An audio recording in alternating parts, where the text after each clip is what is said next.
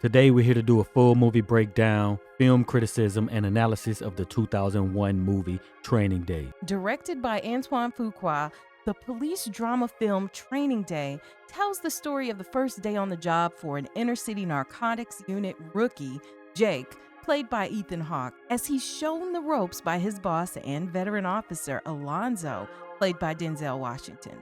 Before the day is over, Jake will be forced to decide whose team he really plays for in this harrowing gray zone of urban crime fighting. I'm Heit. And I'm Cheri. And you've discovered Axiom Amnesia.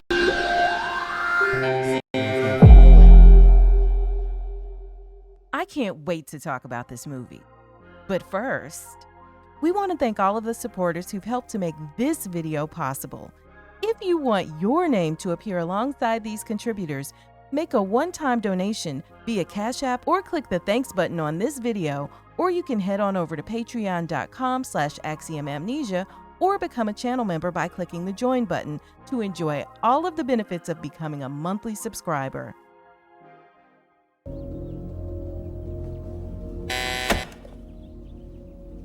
So as the movie opens, we see Jake and he's waking up. I mean, isn't that just sort of kind of like cliche? Every movie, somebody's waking up in the morning and, and so you see him in the bed. It's kind of like dark outside or whatever. His wife is already up because she's up with the baby. So he has like this nice family.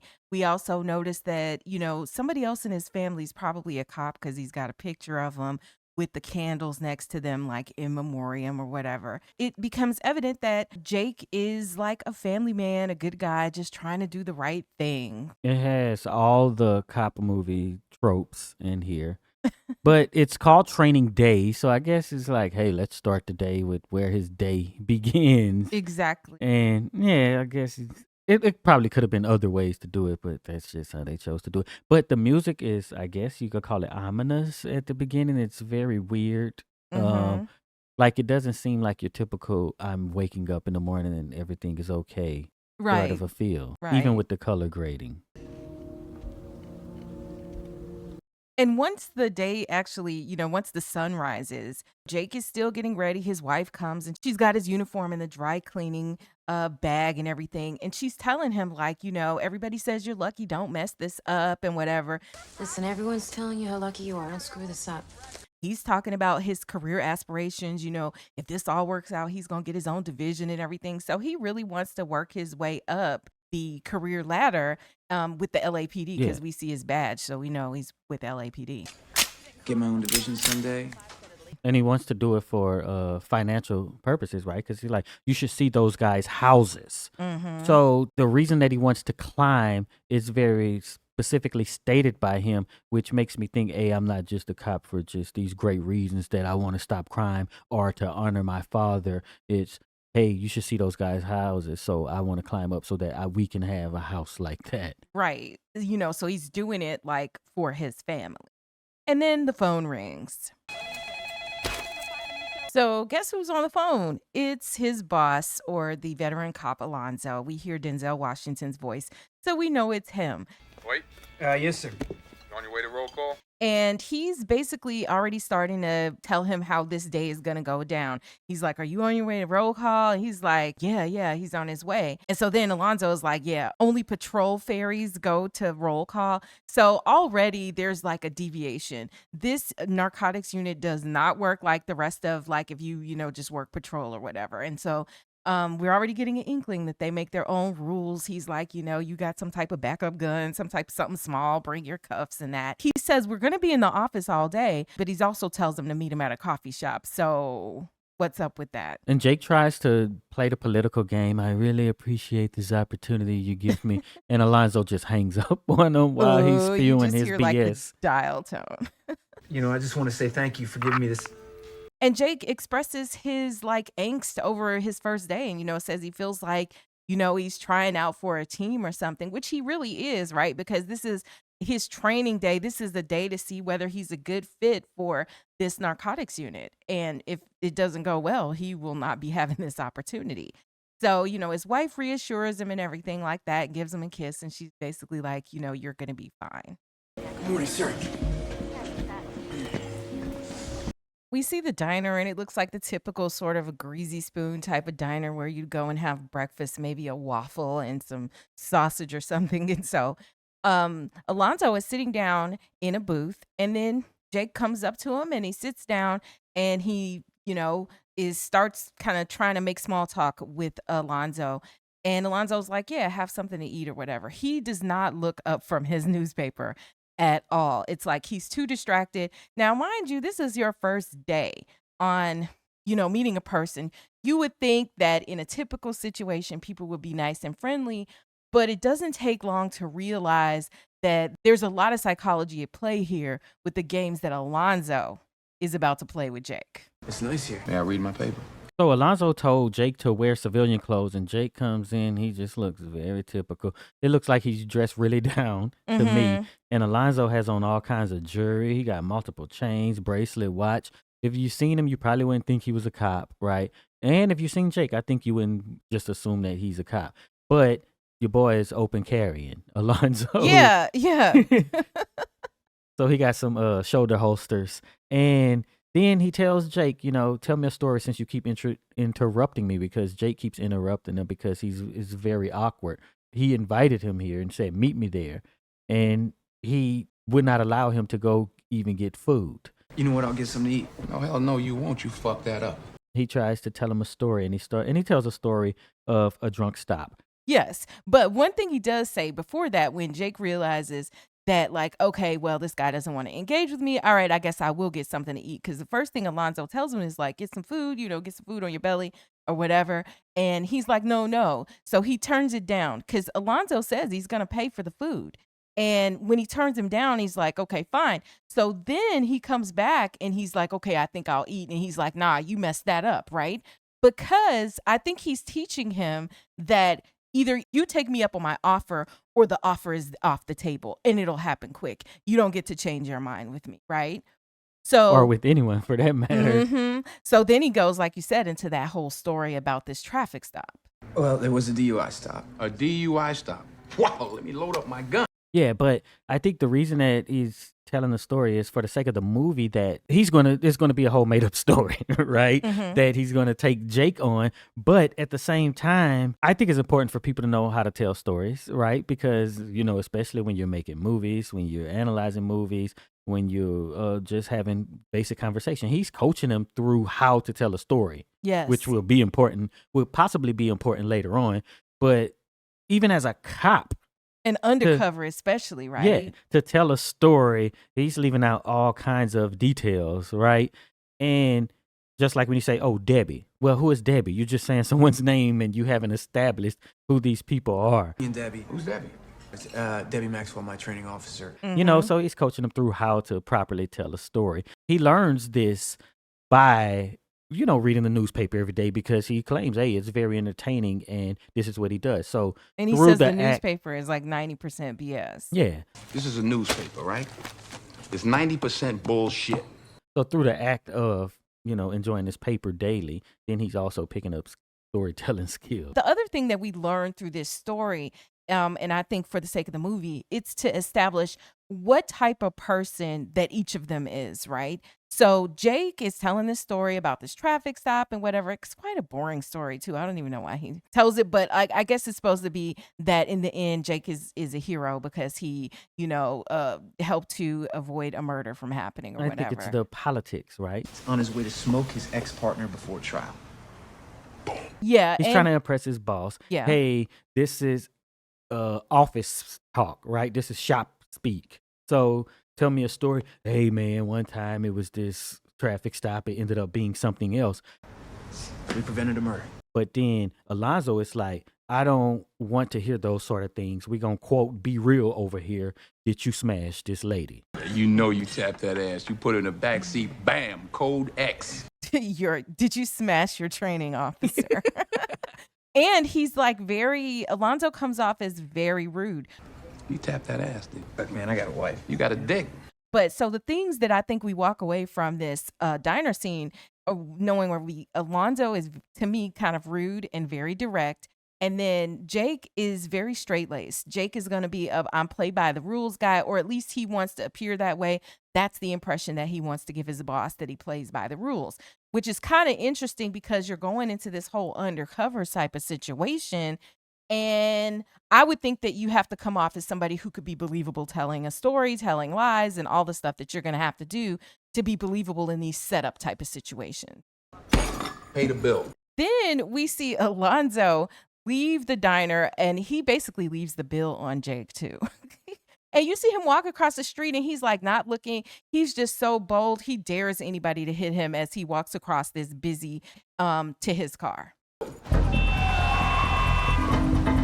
So they get in the car, and Jake is like, this car is not from the motor pool. This car is not from the motor pool. No, it's not.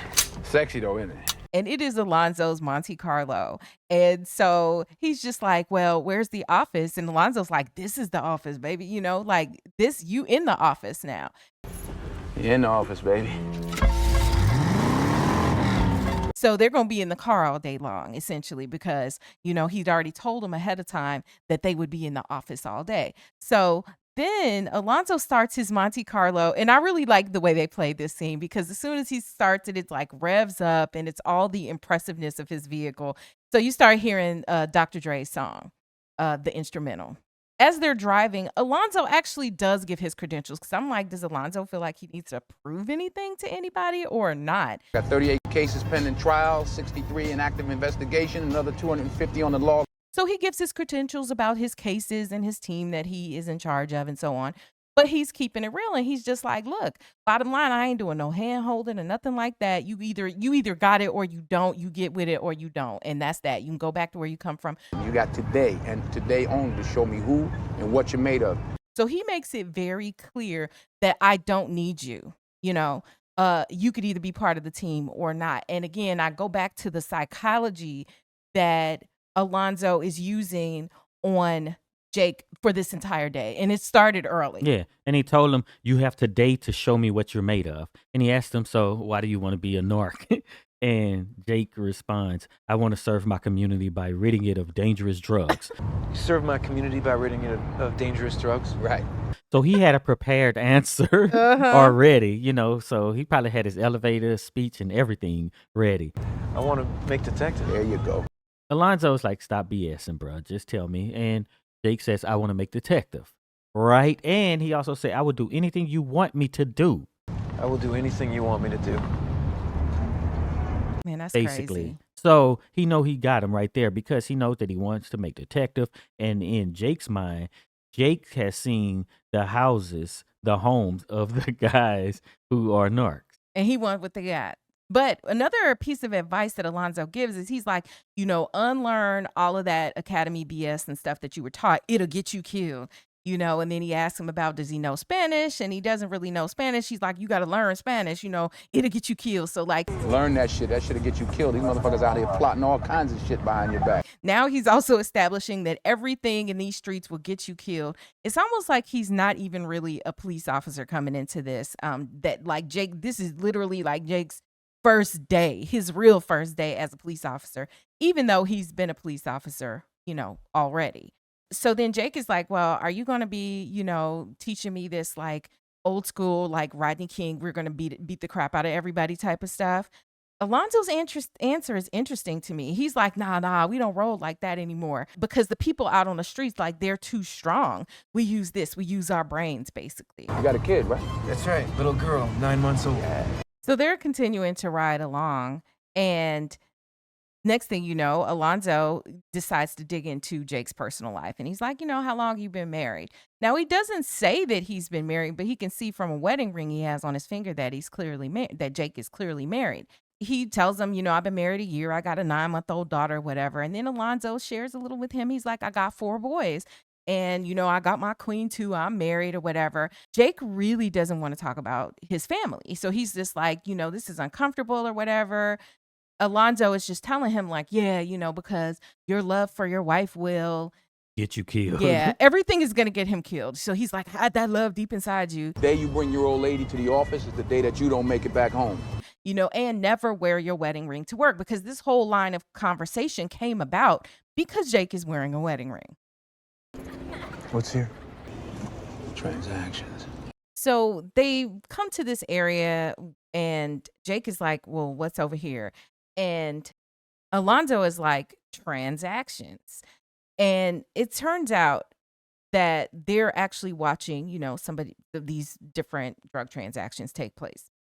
And so he talks about Nesto, this one of the guys that's over there. He's 17 years old, and his relationship with Nesto. And Jake's like, oh, he's an informant.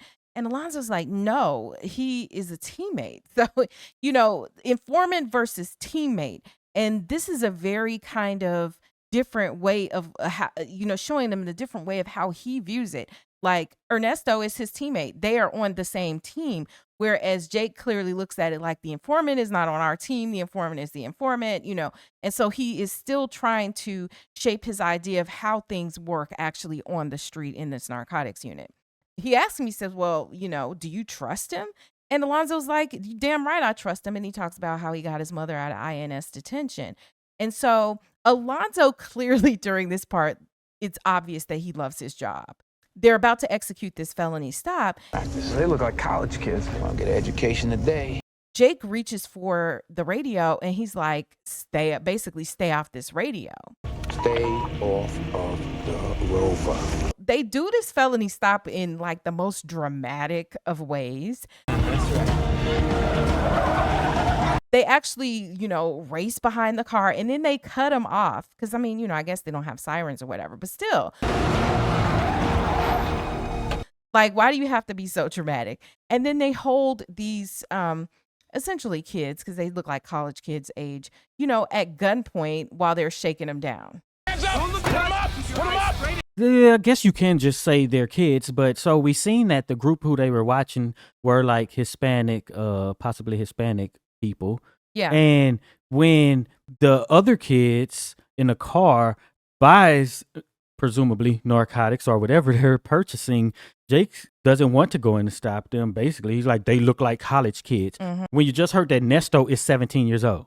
So why would one be looked at as something totally different than these so-called college kids? And then after they hem up the kids in the car, then Jake looks all concerned. But as a black cop, he is shaping this, I guess, green officer of how to look at people. But Jake already has it in him because he already views the Mexicans as criminals and the white kids as just college kids. Yeah, they're just they're college kids. They're not committing crimes, Mm-hmm. Possessing drugs. And in the end, after all of this happens, he basically scares the crap out of the college kids. And he's like, don't you know that this is a gang area? Don't be coming around here, because if you do come around here, I'm going to basically take your car, and there's going to be some consequences to pay. I'm going to let the homeboys up the hill run a train on your girlfriend. You know what a train is, don't you? So he scares them and he lets them go. So it's not like he actually arrested them and did all this whole thing. But, they'll think twice before they come to this neighborhood. But back to what you were saying about, the way that Jake is viewing the Hispanic kid who is the dealer or whatever versus the kids that are in the car that are actually doing the buying is like one is threatening and the other is not. And I think this is why he asked that question about Nesto, like, oh, do you trust him? And Alonzo's like, yeah, because they all have a deal. Like, there is this symbiotic sort of a relationship.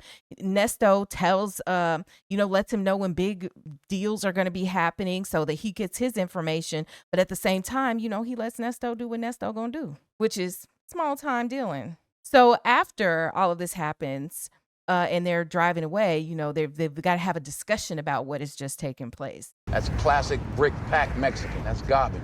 As part of the debriefing, Alonzo is telling him, basically to examine the weed that they saw, and that the kids were buying. And he's like, a good agent must know and love narcotics.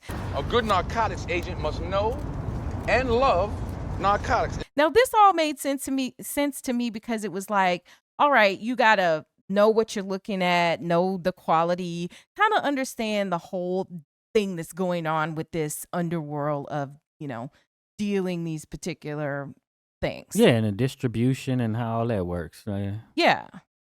So you kind of have to know, and somebody's got to teach you. Yeah. So but it he seems also legit. said To be truly effective, a good narcotics agent should have narcotics in his blood. A good narcotics agent should have narcotics in his blood. Whoa, whoa, whoa, whoa, whoa. Wait a minute, what? This escalated pretty fast. So what it seems like is that he made that stop earlier just so that he could get some products for him. Mm-hmm. Jake turns it down. He's like, no, I'm not doing none of that because Alonzo, like, you got to go ahead and smoke this. Smoke it. This ain't a test. Just take a hit. He just turns it down a bunch of times until Alonzo pulls a gun on him and say, you turn stuff down on the streets, you end up dead. If I was a dealer, you'd be dead by now. And he said that, okay, you're not going to be on my unit. I'm just not going to take you onto my unit.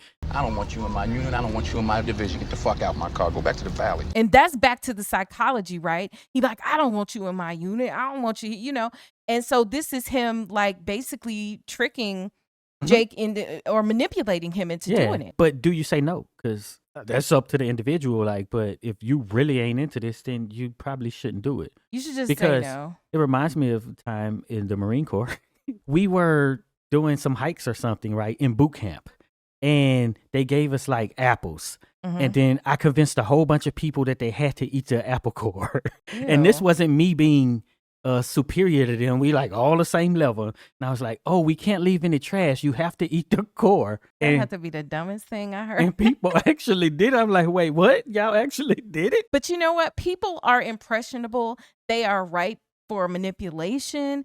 And this is why when you're in positions of authority, especially, you know, there is a responsibility to you that you have to people not to take advantage of, you know, their gullibleness for one. But then like in Jake's case, not to take advantage of the fact that you know that he wants this really, really bad. But at the end of the day, the other logic from Jake's point of view is like, look, okay, he wants me to do this thing I don't want to do. This won't be the last time. So like if it's always going to be this type of pressure cell to do some stuff that is against my, you know, morals or whatever it is that's my line, if you're asking me to move my line, then no. So like you might as well say no now. Yeah, because I guess I ain't going to be in your unit. Yeah. All right. Let me just get out and get my ride back. But, you know, Jake wants it bad. Where is Jake's car? Did he leave it at the diner? I guess it is at the diner. So Jake finally agrees to smoke it. But like, mind you, when Alonzo stops the car and puts the gun to Jake's head, they're like stopped in the middle of an intersection. That happens. I'm done. I don't want to be in your unit. You're pulling guns on me like this. So Jake's like, yeah, you know, I'll do it. So he agrees to smoke it. He smokes it. But I'll smoke it, man. Give it to me. And it's not enough for Alonzo, though. he makes him beg to smoke it. Yeah. You want me to smoke it? I'll smoke it. Yeah. Because he has to say it a bunch of times. No, give it to me. I'll do it. I'll do it. For real. Yeah. And, you know, so he does it. It's not even enough to take a puff or whatever. He's like, get it. Yeah. You know, Alonzo is like, do the whole bit of whatever amount, you know, that he put in there. Like, just smoke it all up or whatever. Man the fuck up. Finish that shit. Alonzo knows that he has the upper hand at this point because, like, what? They've been working for 45 minutes and he's already got him to take some drugs. So they're driving around. Alonzo's driving. Jake is just high, looking out and looking crazy and whatever. And they get in this conversation and Alonzo's like, yeah, when's the last time you smoked weed? And Jake's like, oh, not since 12th grade or whatever. And he's like, well, I didn't know you like to get wet. And then he's like, yeah, wet? What? What's wet? Butt naked. Ew. And then Alonzo is like, what, you couldn't taste it? Because he's like, what's wet? And then Alonzo, you know, breaks it to him. He put all the synonyms down. PCP, does. Naked. Butt naked. Turn. Dust. PCP. But there's this thing that people like to get naked when they do sherm, you know, so it's, yeah. Maybe you get hot. Maybe, and then you just want to take your clothes off. Primos. B-Dog. That's what you had? And recently, there's been a lot of videos circulating online where people just going into Walmart, getting naked and putting things all over them. I don't know if that's sherm, Oh, but yeah. I've like seen that it one multiple guy. times just recently. Yeah. And so when Alonzo's talking to Jake, he says, well, I know you like to do it. And he's like, I haven't done it but you have. No, I never done it. You have now. I haven't, but you have. Then he Like, starts and the laughing. setup is Yeah. apparent at this point. And then Jake tells him, oh man, I'm gonna lose my job or whatever. And Alonzo kind of reassures him, like, oh, we know about the test a week before, so we have time to prepare. But then, they get into it, and Alonzo just tells him, nobody told you to smoke that. Well, because Jake is like, why did you do this to me? Why did you do this to me? You're an adult, man. Shit, nobody told you to smoke that. Well, Jake is like to Alonzo, why did you do this? And we still, as the audience, don't know. Like, why is Alonzo doing the stuff that he's doing? It appears that he's trying to prep him for the job, because he did talk about, hey, a good narcotics agent knows all about the drugs. And if you're on the street and you deny it, then you could die. His whole line. Everything you be is, killed. get you killed. Yeah. So it appears that way. So I think they did a good job at, leading the audience on. Yeah, they really did. And, he's just like, man, now Jake is like, realizes that he's in trouble. But I think he's still hopeful that this could work out, because he just wants it so bad. He wants to have this opportunity work out so that he can eventually make, detective and be in charge of his own people and do whatever, And, but like you said, Alonzo's like, it's not like I put a gun to your head. Nobody made you do that. Ain't like I put a gun to your head. Bro, he said nobody told you to smoke. Oh, he said nobody told you to do Bruh. that. But yeah. I mean, dirty cop. And before we end this video, we have to talk about the fact that, Denzel did get an Oscar for this role in 2002 at the Academy Awards. And he got it for playing a dirty cop. And there was a lot of controversy, and people felt this way about the fact that this is the role that Denzel gets the leading man Oscar for. And in comparison to the other movies that Denzel had done, how good is this movie? Good question. And another thing, so we have Ethane Hawke and Denzel Washington. And actually, Ethane Hawke's role, they offered it to Eminem first. What in the world? Eminem turned it down. And originally, they even wanted Samuel Jackson and Matt Damon to originally star in this role. Huh. I can't even really imagine it, though. Yeah, not Matt Damon. Sam Jackson and Matt Damon, though. This was, basically at this point, Jake knows he's kind of screwed, but he's hopeful. What's up, boy? All right. How they treating you? All right, give me a pound. So they go and they visit one of Alonzo's friends, Roger. And so what do we really know about Roger at all? Roger's this friendly guy. He opens up the door to them both, and he's like coming in, and he's calling Alonzo brother and all of this and that. And they seem to just like be really good old friends with one another. And they sit down and they start drinking and whatnot. Roger says to Alonzo, hey, heard you had this beef in Vegas. They got a green light on you. The Russians want your head. And then, Alonzo downplays it or whatever, like, no big deal. And so, Green light on your ass. Nah, ain't no problem. It's all good. The Russians want your head. I got your back. I know that. they, give Jake a drink. They're all drinking and whatever. And when they get ready to toast to the drink, they're like, back to the world. Back to the world, dog. Back to the world. I wondered what that meant. Like, is that something people say when they toast? I have no idea what that means. Yeah, me neither. In the comments, let us know, dude. What's up with the back to the world? I mean, I could look it up, but let us know if you've heard that before. I mean, I could speculate, like just sitting here, back to the world. And, it just makes me want to think about, what do these two have in common, both Alonzo and his friend Roger? Yeah. But see, Roger seems to be very busy, because it looks like he has two phones, because one vibrates, it could be a pager or whatever, but and one rings. I don't know what's going on there either. Could it be one of the first movies with the annoying phone vibrate sound? The buzz sound. It might have been. I mean, this is 2001, so it may well have been. So Roger does notice, though, that Jake is high. And he's like, man, Alonzo, what you gave him, he basically out his mind. Then he's like, what's your last name?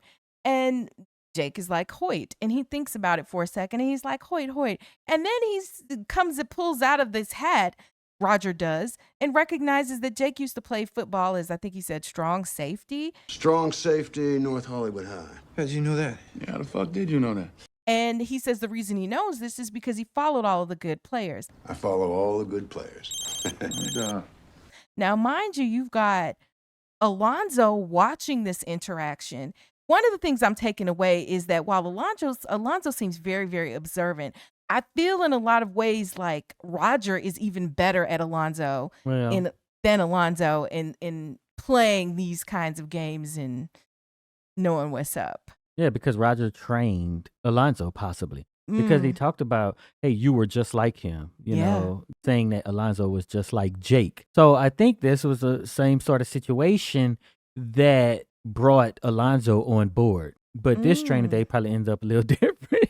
So I wondered, was Alonzo like green like that he wanted to be straight-laced and then he was turned into this kind of dirty guy? Roger said you were just like him, saving the goddamn world. And we heard Jake's elevator pitch. You know, I want to serve my community by ridding it of dangerous drugs and all of that. And even after pulling over the kids in the green car, he said, you know, I got into this to basically stop people from using drugs. Yeah, and I think that the lesson that we can take from this is that, you know, when we encounter people, we encounter them wherever they are right then in their life. That does not mean, and chances are they probably haven't been that way forever. You know, if you meet somebody who's dirty, you meet somebody who, whatever their situation is, they may not have been that the whole time, or there may have been some event or over time, something that caused them to become who they become. And that can go both ways. It could be the dirty cop, or it could be somebody who is, I don't know, some type of do-gooder or, you know, pastor or a philanthropist or whatever. They could have been bad in the past, and then all of a sudden, you know, something happened, or over time they realized that this is what they should be doing with themselves. That's an interesting lesson. So the other thing I think we take away from Roger and his personality is that as he's picking up the phone, because he's a busy guy, his phone is buzzing and maybe a pager. And at one point he says to the person on the other end, he's like, well, you know, it's your mess. You clean it up. Don't call me about that. I can't do a thing for it. It's your mess. You clean it up. Don't be calling me. So even though he's being very nice to his guests in the moment, he also has the side of him that's very no nonsense, right? So that is helping to establish that this guy is one who understands and knows the streets. And then we get to, I think, the most philosophy that we might even get in this entire movie with Roger's snail joke. And so basically Roger tells this joke about this snail that, is out front this man's house, and the man, smashes basically almost kills the snail, but the snail survives. And then he, goes back around, after some period of time, goes back around to the front of the man's house. Finally, after a year, the little guy crawls back on the porch. So whatever, the man encounters him again. The man walks out of his house. He sees this snail again, and he says, what the F is wrong with you? The fuck's your problem? Like, in other words, you survived everything, and here you are, you're back at the front. So Jake and Alonzo are left to kind of figure out what this means. Roger says, if you can understand that joke, then you'll understand the streets. Yeah, I guess you could have two meanings, right? Something that you've done to someone can come back for you, right? Even though in a situation of a snake, a snail can't really do that much to you, right? But that's going to come back to you. But another way is that you've been done dirty, right? You've been done wrong. You've been shown that you are, I guess, weaker. And then you come back for more in that same situation, or to those same people, or, that same person. As, okay, you seen what happened to you last time, but you just going to come back for more. Yes. Now, here's another thought about all of this, because there are different things going on that are happening in this movie. And so we don't want to have a spoiler alert, but we assume most of you have seen this movie before. Hopefully you have. But ultimately, we know that Jake is a dirty cop, and he's got his own agenda because of the trouble that he's gotten into, that Roger has alluded to, his trouble with the Russians, right? That the messages, Roger is talking to both Jake and Alonzo at the same time. And this little story he's given, this joke, so to speak, is communicating different things. So to me, what it's communicating to Jake is, because at the end of the day, basically the snail gets beat up and he comes back for more. Like, why would you do that? That just seems stupid, right? So to Jake, that's like the message, right? You got beat up, you coming back, you're coming back for more. Now, part of it is maybe to just kind of illustrate or just let him know, like, you're green. They've made jokes about him being a rookie and stuff like that. And then the other part of it, though, where he's saying, if you figure this out, you figure the streets out, is that the snail was a nuisance. The snail was a nuisance to the man. That was the only thing the snail did wrong. He didn't have to actually even do anything bad to a person, right? He was just a nuisance. And because he was a nuisance, he got crushed by by this man. And if we want to just say that, the snail is the person and the man is like the streets or street life, you can just be crushed just because of a wrong place, wrong time, or being a nuisance and not even knowing that you're a nuisance. But then after it happened and he managed to survive it, the snail is stupid, gets himself back together, and he goes right on back to where he went before. Like, that's just dumb. So this could be the lesson that is sort of being communicated to Jake. At the same time, you got Alonzo, who we don't fully know, but the bottom line of it is that, he lost some money in Vegas, right? And he owes some people some money, these Russians, and they want their money back from him. And he's got to get the money, right? And so he's communicating, Roger is, to Alonzo about this as well, and he's just basically like, what, you doing something stupid too. And so that, that just, and maybe I'm just, going off the rails with it, but, you could read a lot into it. I just think that these movies have a lot more thought put into why they would put this into the film. And I think it would be very interesting. And maybe we talk more about that in detail later, but this, and tell us in the comments how you interpret these jokes, but, or this snail joke. But I think that it definitely has multiple meanings and should be paid more attention to. You figure that joke out, you figure the streets out. Alonzo's like, don't listen to that. He's full of crap, He's just trying to mess with your head or whatever. That's just some senseless bullshit. Don't listen to him. And I do think sometimes people do that because in a world where everybody wants to seem deep, then, they'll say something that's just totally senseless.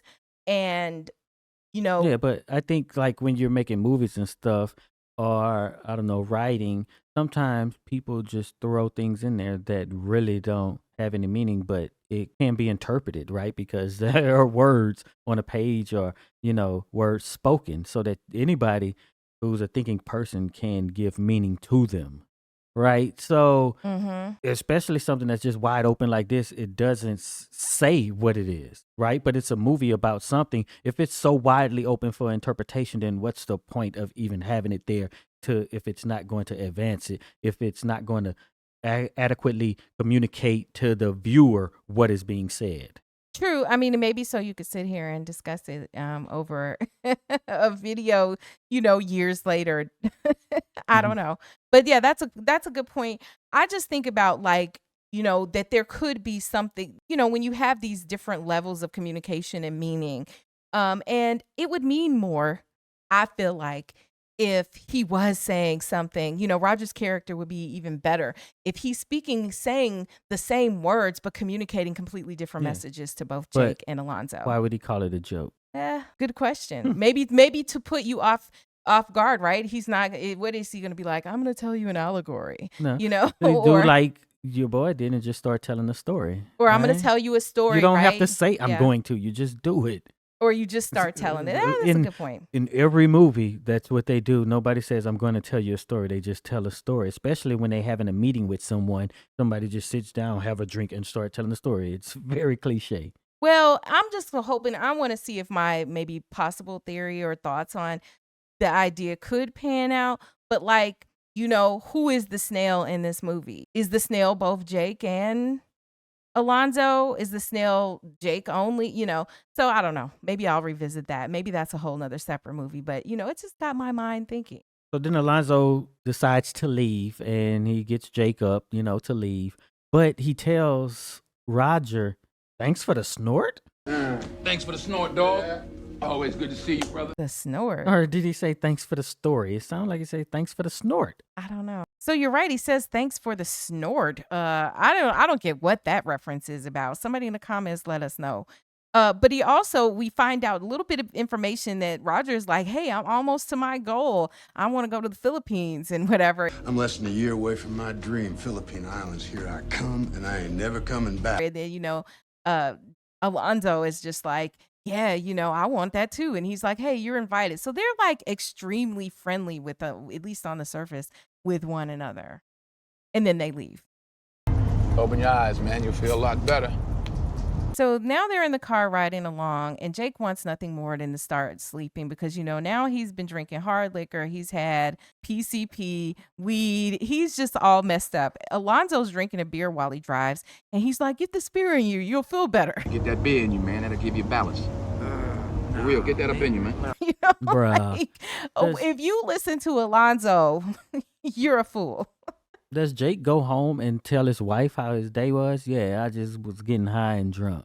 Oh my riding gosh. around. I think he would keep it a secret, but good question. Stop the fuck. All right, hold on. Even though Jake is high out of his mind, he's so observant that he still sees that there looks to be trouble in this alley with a woman, and he's got to go and figure out and be the cop that he is and rescue her.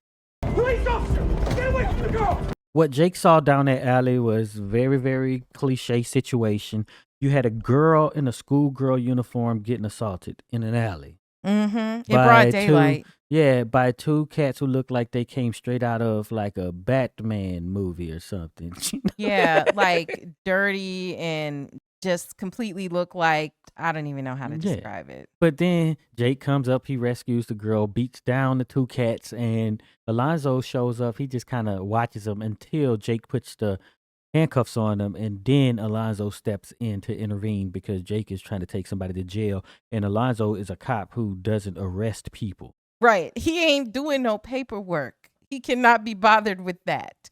And Jake is all like, we gonna cut these people, we gonna cut them loose. Because Jake is like, I need to get a statement because the girl comes up and she's explaining what's happening, right? Alonzo is still trying to show Jake the ropes and how things work on the streets with his unit. So he's asked the girl, like, where is she from and whatever. And he's like, tell your cousins to get your back. Tell your cousins to get your back, all right? I need to get go home right now. We don't need no statement. Go. So, like, he's believing in street justice.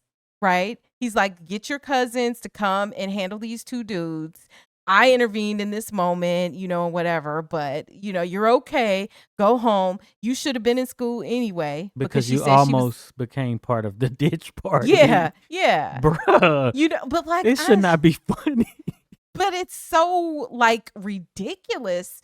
But yet, honestly, I believe it's probably cops out there that are just like Alonzo, that just believe that they're there to help facilitate street justice and whatever justice actually is, right? Because I don't think Alonzo was necessarily just, but, he was operating in a way that was parallel, if you will, to what the police department was doing. He wasn't following the rules at all, So Jake is all like, we gonna cut them loose. These guys should be off the street, which if they doing this to a girl in broad daylight, like, man, can we get them off the street? But then maybe some of you in the comments will argue that Alonzo's wisdom would say that, hey, you could arrest them now, but they'll be back on the streets and that girl isn't going to testify against them. So, it really wouldn't matter, and that nothing is really going to happen to them anyway. So why waste my time?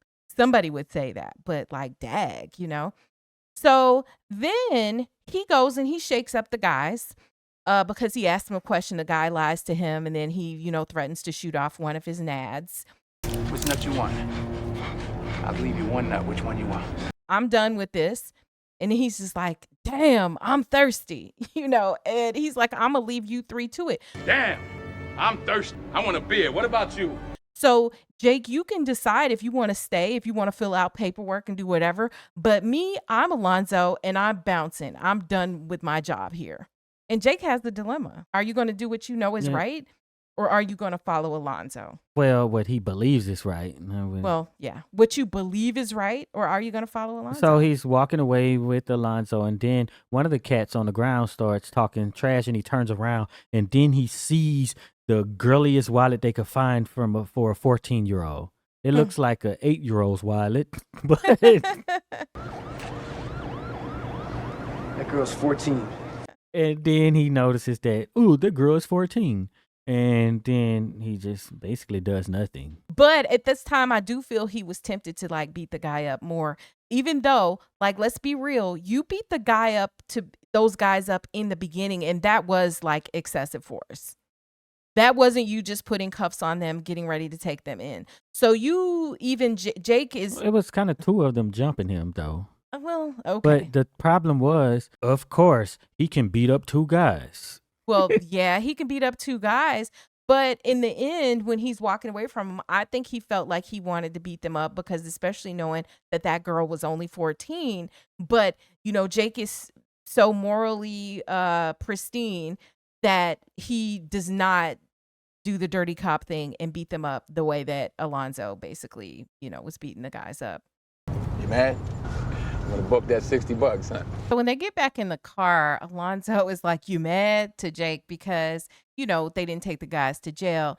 And they have this conversation where they go back and, you know, Jake is like, I want justice. And Alonzo is like, yeah, you know, and he's like, you're offering street justice. And they kind of debate about like, which is better? You know, isn't that justice just as good? Is that not justice? That's street justice. What's wrong with street justice? And then Alonzo goes in and starts talking about how, you know, the good guys die first. Kids, moms, family men, they don't want to catch the stray bullets in the noodle. And in order to protect the sheep, you got to be a wolf to catch a wolf. To protect the sheep, you got to catch the wolf. And it takes a wolf to catch a wolf. And I thought that was interesting because, I don't know, do you think that's true? You got to be a wolf to catch a wolf?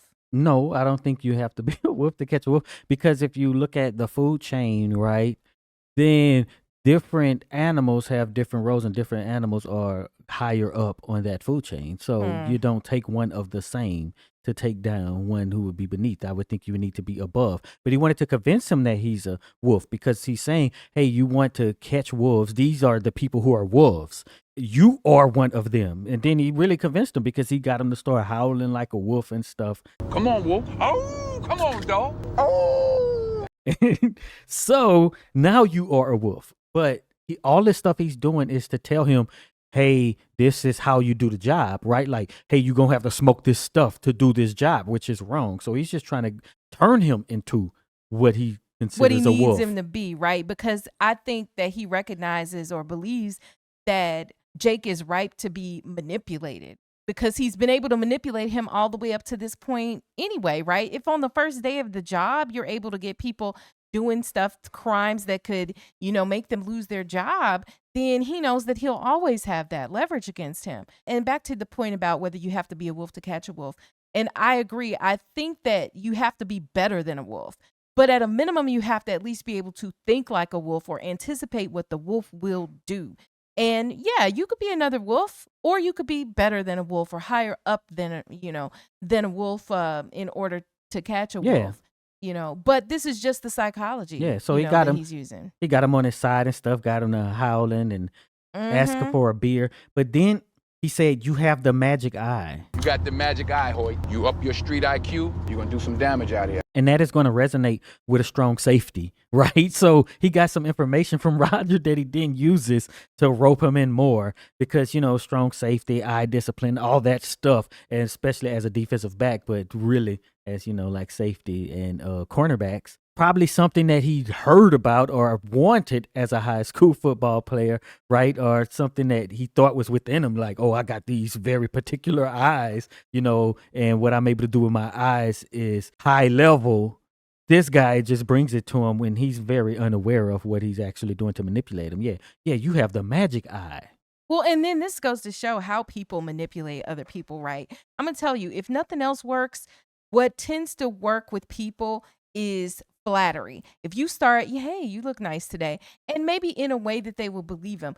There are very few people who, if you compliment them, will, you know, make their face frown up, right? Now, personally, when people, you know, start saying too much stuff that's too nice and not just about, you know, your looks or whatever, but just in general, like I started being suspicious of them. Like for me, because I'm always looking at what somebody is doing and saying and analyzing all of that. I'm like, okay, what you up to? What you got going? that you keep, you just seem like you're, trying to do something. But if you observe these people, all of the gurus, all of the people who are out here that are manipulating people to get money out of them, like, hey, just believe this thing and send me some money, or here's my course on how to do X, Y, and Z, get rich overnight. Only people who have these positive qualities send me money to go forward with it. Yeah. And so that's what they do. But, flattery is one of the big things that they'll use. And when that doesn't seem to work, or, if they feel like they're losing you, then they just start flattering, right? Because when Jake got in the car after the rescue of the girl, he was pissed. He was like, you didn't arrest these criminals, and I don't like what you're doing. And he was pissed. But within a couple minutes, Alonzo had that turned around with his manipulation and had Jake howling in the car like a wolf, and then he goes on to say, no matter what I did, no matter what I say, you did the right thing. No matter what I say, you did the right thing. And then you remind me of me because I'm good. So if I'm saying you're good, you're just like me. Again, more manipulation. You remind me of me when I was out there chasing the bad guys and rocking their world. But the funny thing he does is, though, he slides in there, though, you're like me, but you did that chokehold. And the chokehold is illegal and you ain't supposed to be doing that. I thought that was a no-no procedure, boy.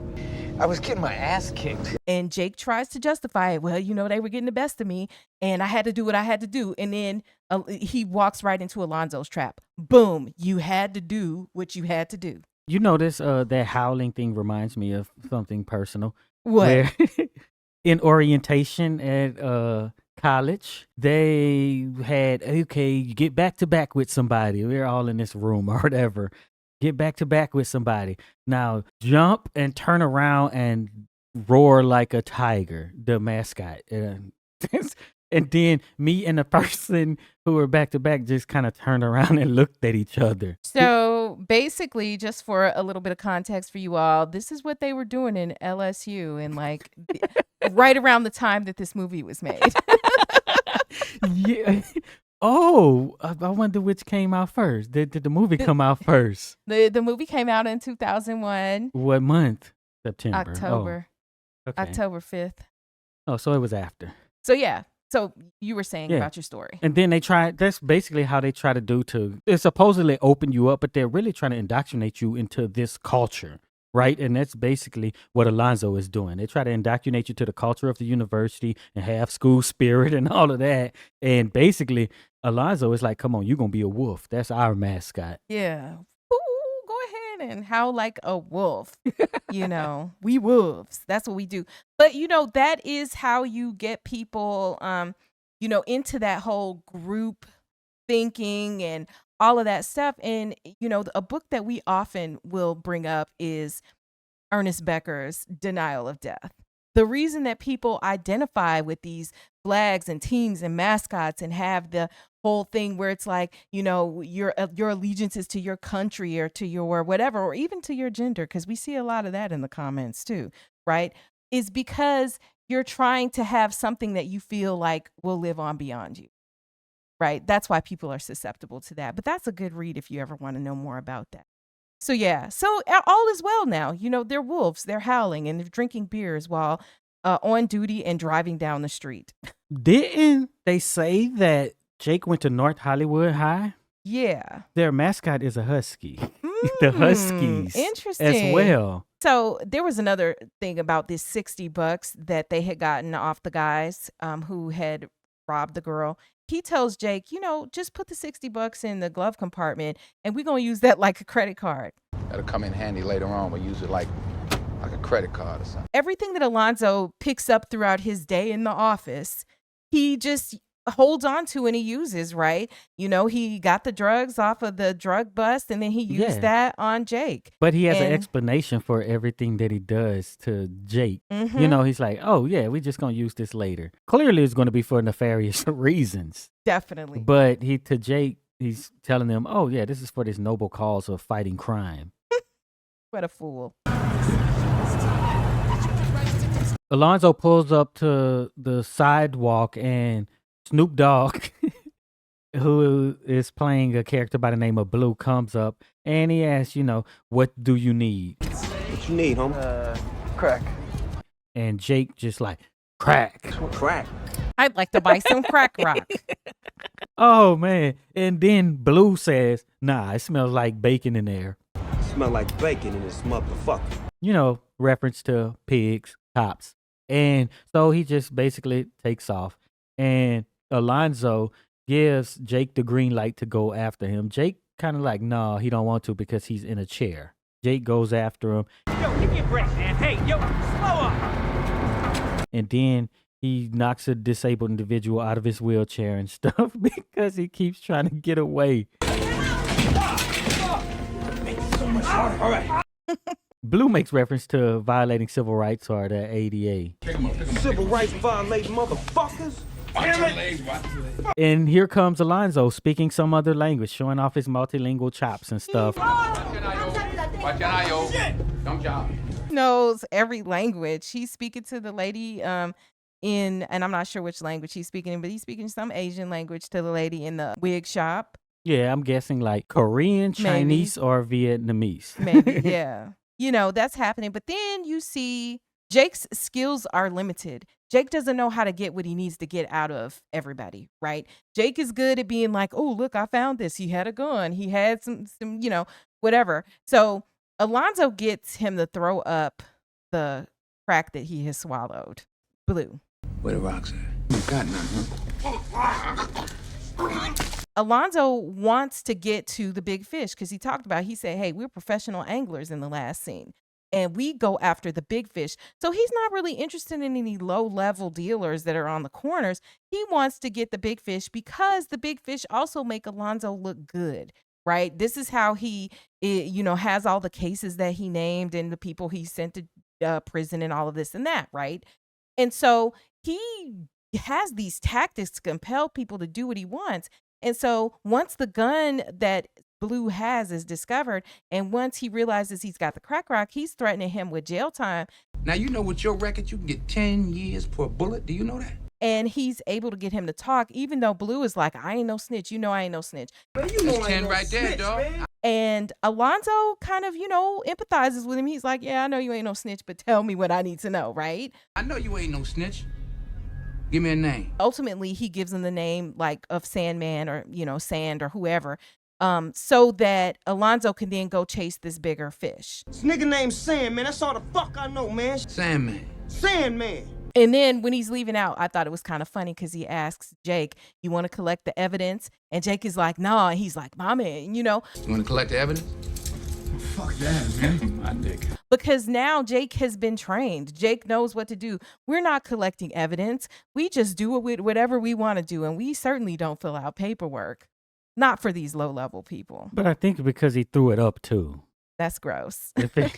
I guess you would just have to write a false report and not say that you stuck a ink pen down somebody's throat to make them it's throw just up like the evidence. Even the report would be incriminating. But I do have a question. Where they were talking about street justice versus whatever regular justice that Jake was talking about, do you think that Alonzo was more fair when it comes to accused criminals or people who are suspected of doing something? Do you think that he would set up criminals? Or do you, I'm just curious because would he set up Snoop? Would he plan something on Snoop? Or do you think that he has more of an approach to, I'm a fair person and I give a fair shake to everybody, kind of the same way when he was talking about the guy who, 17-year-old who was dealing earlier, he lets him do what he has to do. And as long as Alonzo is able to do what Alonzo needs to do. No. Alonzo just doesn't care. Look what he done to Jake. Jake wasn't even, from what we know, a criminal, and how he's doing him. I think he would just do whatever when he needs to get something, right? And that's just all it is. So he doesn't have any code, really. He probably got some sort of a code, but it's probably not an admirable code. Well, see, I felt like, at least by this point in the movie, that what he's doing to Jake is so that he can make Jake basically indebted to him and also wrap Jake up in stuff that he can use as leverage, so Jake will never tell on him for all of the crap that he does, right? So yeah, but He's going to do the same thing to other people. Hey, I want my houses and whatever, right? The only reason he's doing all this for selfish reasons. So why would you be in a criminal world and be like, I act as a just cop to criminals when you're sticking pins down people's throats? To make them throw up the evidence. Yeah. I just wonder because, I go back and forth because Jake, to me, is the kind of cop who is like, I'm going to play with the rules for the most part, except when he did the chokehold. I'm going to do all the right things that I'm supposed to be doing according to the law. But then we know that the law and the way this stuff plays out is very biased against, poor people, against minorities, and all of that. Yeah, which is a very interesting take when you look at this movie actually being made, right? And what's written into the movie. You have a black cop who is the dirty one. You have the white cop who is trying to do everything right. And the black cop is trying to teach the white cop to give unjust treatment to black and brown people. Is he teaching him to give him unjust treatment, or was the fact that he didn't arrest the 17-year-old earlier or whatever, and that he did target those college students, in other words, don't let them get away. Yeah, he didn't take them in and arrest them, but he still didn't let them go. Jake wanted to just be ignoring them for being over there participating in the drug trade. Yes, but the only egregious act isn't taking people to jail. Well, yeah, that isn't the only egregious act. Yeah, so what he's doing, he's involving himself in criminal activity, and we'll see later on in the movie how he feels about the actual community. The whole thing is, as a viewer, I see a black criminal cop who is getting this white dude to do drugs and skirt the law. Yeah. That is what is going on, and that is the movie that was put out, and that is the movie that got Denzel the Oscar. That is what's happening in this movie. Problematic. It's problematic. Yeah, because it's about, crooked cops. Now we got a great image of a crooked cop. Contrary to belief, if you're very young, the issues were being talked about at this time, in the early 2000s and throughout the 90s. Yeah. Yeah, but, for people who view our other channels, who are aware of our other channels, when they go into this beauty supply store, there's a sign that says 100% human hair on the window. Yeah, I need a res on a Sandman. Yeah, with the mobsters. He may be in custody. Okay, hold on. So they're in the car and they're riding along, and Alonzo's on the phone with the police station, and he's like, I need basically Sandman's home address and contact information, right? And at the same time, you got Jake being like, man, we can't be sticking stuff down people's throat, what they just did, sticking the pin down the throat, making them throw up the crack rock, because, what if he complains? Shoving a pan down. I mean, what if that guy complains? He's like, man, who he gonna complain to? Still who? Yeah. And he finishes the call and they get Sandman's address, so, they head into Sandman's house. Unclaimed shit from property. Hand it out to my CIs, witnesses, victims. So when they pull up to Sandman's house, Alonzo opens the trunk. He's got stuff in his trunk that he's going to use as props for this thing he's about to perpetrate, which is pretending like he's got a warrant to go into Sandman's house. Yeah. What he's going to use. Back to what we talked about, what this cop is doing to his folks. Which is crazy. And what he's actually going to use to pretend like it's the warrant is the menu from the very first scene when they were in the diner that he tells Jake to grab. He's going to use that and pretend like that's a warrant or whatever when he goes in. Because, who's really checking when the cops show up at your door? You're going to kind of believe what they say. Probably. Is that J.D. Williams who played Bodie in The Wire, who's standing on the corner when they come up? I don't know. Is it? It looks just like him to me. We got a search warrant. LAPD, open up. Alonzo goes over and he has the fake warrant and everything. Right. We got a search warrant. Unlock the door, please, man. And then he just basically busts in and starts looking for stuff. Who knows what he's looking for? But he's like, I'm going to clear the house. Get your ass down, right down. Points a gun at the head of the woman who's there, who is Macy Gray. Down, get down. Don't move, spread them out.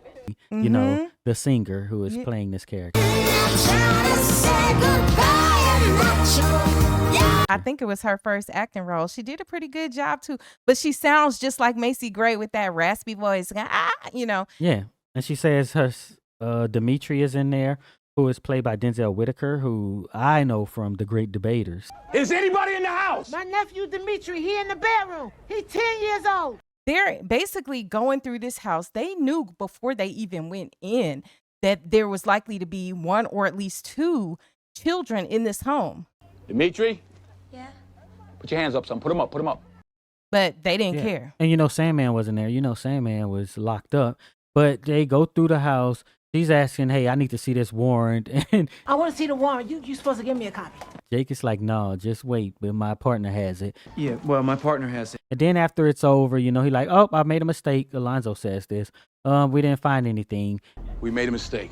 Didn't find a damn thing. I'm very sorry. And then she's like, she's I calling him a rookie too. She's calling Jake a rookie all the while, talking about how they stink like liquor and that they dirty cops. Sit down. And y'all stink. You got to get liquored up to do your business up in here. All right, sit down now. And then so they leave. And like you said, Alonzo was like, oh, I made a mistake. We didn't find anything here. Everything is good. Mind you, when he's talking to the kid after he points the gun at the kid, he's just like, oh, we're the good guys. There's nothing to worry about, And so she still insists on seeing the warrant.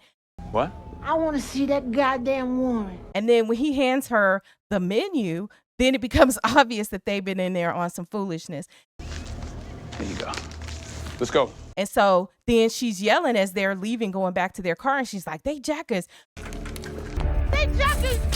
You better give me my fucking money back. And the neighborhood is coming to regulate. Oh, you ain't getting no money back, motherfuckers. You ain't no police. Because she went back to check for her money because she know where her money was. And she's like, give me back my money. Then she alerted the hood. Hey, these guys are jackers. They not cops. And then, they have this shootout. And the street cats look like they have more training than the trained cop in the situation. They getting behind, cover and all sorts of stuff. Stay in the car. Well, and what I liked about this scene was that the neighborhood immediately came to regulate. And you do have Alonzo shooting back at them and everything. So they kind of do have this shootout. But I just like that it wasn't like something happened to her and it was just like, oh, well, that's the cops. So, But, she said they're not cops. But is the reason because who she is? If it was someone else, would they do it, right? Yeah, because Sandman's she's wife. saying, so we don't know. But she said, hey, they're not cops. So that may come into play with why they were willing to respond the way they did. Mm-hmm. And then they didn't announce that they were cops after, like when she was yelling it and somebody pulled out a gun. Hey, we cops. You might not want to be doing this because it's going to be some terrible consequences.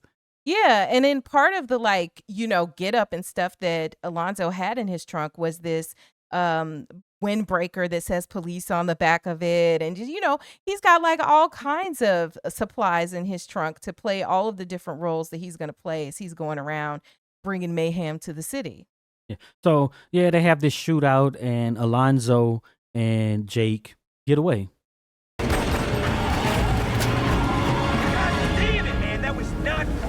So after they basically have a shootout at Sandman's house as they are leaving after Alonzo has virtually just robbed Sandman's wife. I mean, what the hell were you doing back there? I was checking for narcotics activity. Then Jake is complaining in the car. Jake is like, okay, we can't be doing this and stuff, She's screaming about money, all right? She's talking shit. She's screaming about trying to get us killed. They'll be coming down on us. And so he's talking about the tactics that are used and being a rule follower like we talked about Jake being. With the scandals and whatnot, it is open season on misconduct. They will nail us to the wall. And Alonzo is trying to keep him in line, right? You're in a privileged position to learn a thing or two. Keep your mouth shut and your eyes open. Not only is he testing him to see is he going to be a good fit for his, dirty cop force, but he also wants to make sure that even the things he's doing today are going to be able to be spun appropriately, and he's going to be able to keep this rookie in line. And so he's constantly trying to punk him. Hey, if you're too scared, then maybe you need to do this. If this kind of shit shakes you up, maybe you ought to go back to your division, And then he goes back to the conversation about, are you a wolf or are you a sheep? You got to decide whether you're a wolf or a sheep. They were howling and everything like that. Are you going to be the predator or are you going to be the prey? And then he tells him, hey, get your ink. So he shows him his tattoo. being like, you can be part of our group. Get your ink. Or you can go back to patrol and, you Go give him a hand. So, and you see him, helping to assist somebody changing a tire. So either you get with us or you get with them. Yeah, but the thing with Jake was, it isn't about that it's wrong what he's doing. It's only about the consequences that could come to Jake because he just wants to climb up. He says open season on misconduct, they would nail us to the wall. He don't want to be on the news and all this. Not that it's wrong what's going on. Mm-hmm. So he's halfway there. What are we doing going in here, man? We'll get killed coming in here. So as they keep on driving, Alonzo takes Jake to, I guess, what's called the jungle. You know about this place, huh? Yeah, it's a jungle, right? So they're in this seedy area that's supposed to be called the jungle. And the people there look just very much like normal people to me. They're just poor, right? And so they're doing normal activities and stuff. Yeah, a lot of murder investigations lead right here. One way in, one way out. I feel like Alonzo is really just peacocking for Jake, right? To show what a big guy he is coming into this community. Hey, don't ever come up here without me, you hear me? I'm serious, for your safety. But he does tell Jake, don't come here by yourself and only come here when you're with me. And Jake's like, well, why you got the golden ticket? And he explains that, I treat them fairly and whatnot like that. I treat them fair. They know if they cross the line, I'm taxing that ass. So, this is it. But he also talks about that he's coming and that this is why the lookout is flipping pigeons. They flipping pigeons. I want to let everybody know I'm here. Yeah, and I think Jake may be falling for it, but he's trying to just say, look, I'm the big dog, and look, when I come, they alert everybody, and not that because I'm adversarial, it's, I'm just a boss, and they're letting everybody know the boss is in town. Yeah, I run this area, basically. One time. What's up, Bone? What's up, Alonzo? All right. What's happening with your down moves? All good. They're walking through the community, and Alonzo comes up to this group of guys who are playing dice, and the guys clearly, know Alonzo. They greet him and everything. They show him respect to his face, and one of the guys even says, hey, thanks for what you did for my nephew. Appreciate what you did for my nephew. That's some real shit. For sure. And Alonzo looks at another guy, and he's like, come see me, You better call me. So he's just pulling boss moves. Yeah, talking about you better call me. Yeah, so he is pulling boss moves with these guys, but he's not even like 10 feet away before one of the guys in the group who had been respectful to his face was like, I can't stand him. I'm getting sick of his mess. And man, I'm sick of this shit, man. Can't stand that motherfucker. So like, it's just like with the boss situations, on jobs and other situations where they hate the boss. They don't like him. They just kind of give him this facade of respect to his face, but they really don't actually respect him, and they don't like him either. Yeah, it's basically just a power dynamic that you have in most situations, and it doesn't matter the circumstance. So this is supposed to be a very terrible neighborhood, and he's showing Jake, look at how they treat me here. But in any other place as a cop, you still have that power. You have the weapons. You have the full force of a whole bunch of authority behind you. And, it's easy to just be like, look at how I treat them. They ain't nobody. They just some busters, and I got them all under my thumb. Nobody, some bust ass niggas. I got them all under my thumb. Mm-hmm. Because of that relationship, like, what else is there to do when they would have to, I guess you call it's punching down, Yeah. So they're making their way to this apartment, and on the way, Jake is like, well, whose apartment is this? And Alonzo is like, just one of my lovelies, just one of my dimes or whatever. One of my dimes. A loving touch, Don't worry about it. And of course, when he gets to the door, knocks. Who opens the door but Ava Mendez playing Sarah, Alonzo's El Salvadorian girlfriend. They are so hot for each other that they have to kiss in the doorway. They can't even, he can't even get in the house good. And so the other thing you notice here is that he's speaking Spanish, just like before where he could speak every language. He is relating to his girlfriend in Spanish. He's speaking Spanish. Policía, señorita. Ah, mami. When they go in, there's a little boy who looks like a little black boy. How you doing? Fine. And, his mother is clearly El Salvadorian. And before you guys are like, oh, well, there are black people in Central and South America. Yeah, but I think the implication here at this point in the film is that this is probably not only Alonzo's girlfriend, but his son as well. Or possibly one of the black guys outside, right? So it's basically they cast a kid who looked like he could have I guess, American black parent. Mm-hmm. Now this is all El Salvadorian food. Sarah gives food to Jake, and then, because he was complaining about being hungry, and then she disappears off with Alonzo in the back, and a bunch of time actually passes. After this time passes, we see that Alonzo, and it was weird to me because Alonzo's standing there like with a gun in his hand at his sides, and he sees that Jake is asleep with his son. And playing on the television is this racist kind of cartoon from, back in the day, right? So he tells Jake, hey, we got to go, we have a meeting. And so Jake gets up and leaves, and then we see Alonzo go and start talking to his son. Now, he speaks to his son in Spanish, which I always thought was a little funny because the boy only responds sí to everything he says, right? ¿Cómo está, mijo? ¿Te paras bien? Sí. According to a translation that we found on Complex, this is what he's saying to his son in this moment. ¿Te paras bien? Sí. Sí. He's asking, how are you, son? Are you being good? Está creciendo, papacito. You are growing up, handsome man. This is what he's saying. We have confirmed that this is indeed Alonzo's son. This kid, responds "see" like that because he probably doesn't know this guy. Because for a father to even really realize like this, I have this meeting with my woman or whoever, and look at my son. You're growing up. There has to be some time that has passed since you last seen him. Like what kind of active father is like, gee, son, you're growing. If you're there regularly, even once a week, even really honestly once a month, you wouldn't be like, you're growing up, So I guess he only slides through every so often, and she just has to be on the ready. But he rolls through. He does his thing with his woman. He says these words to his son, and he's about to be out. And then we also do see Sarah standing there.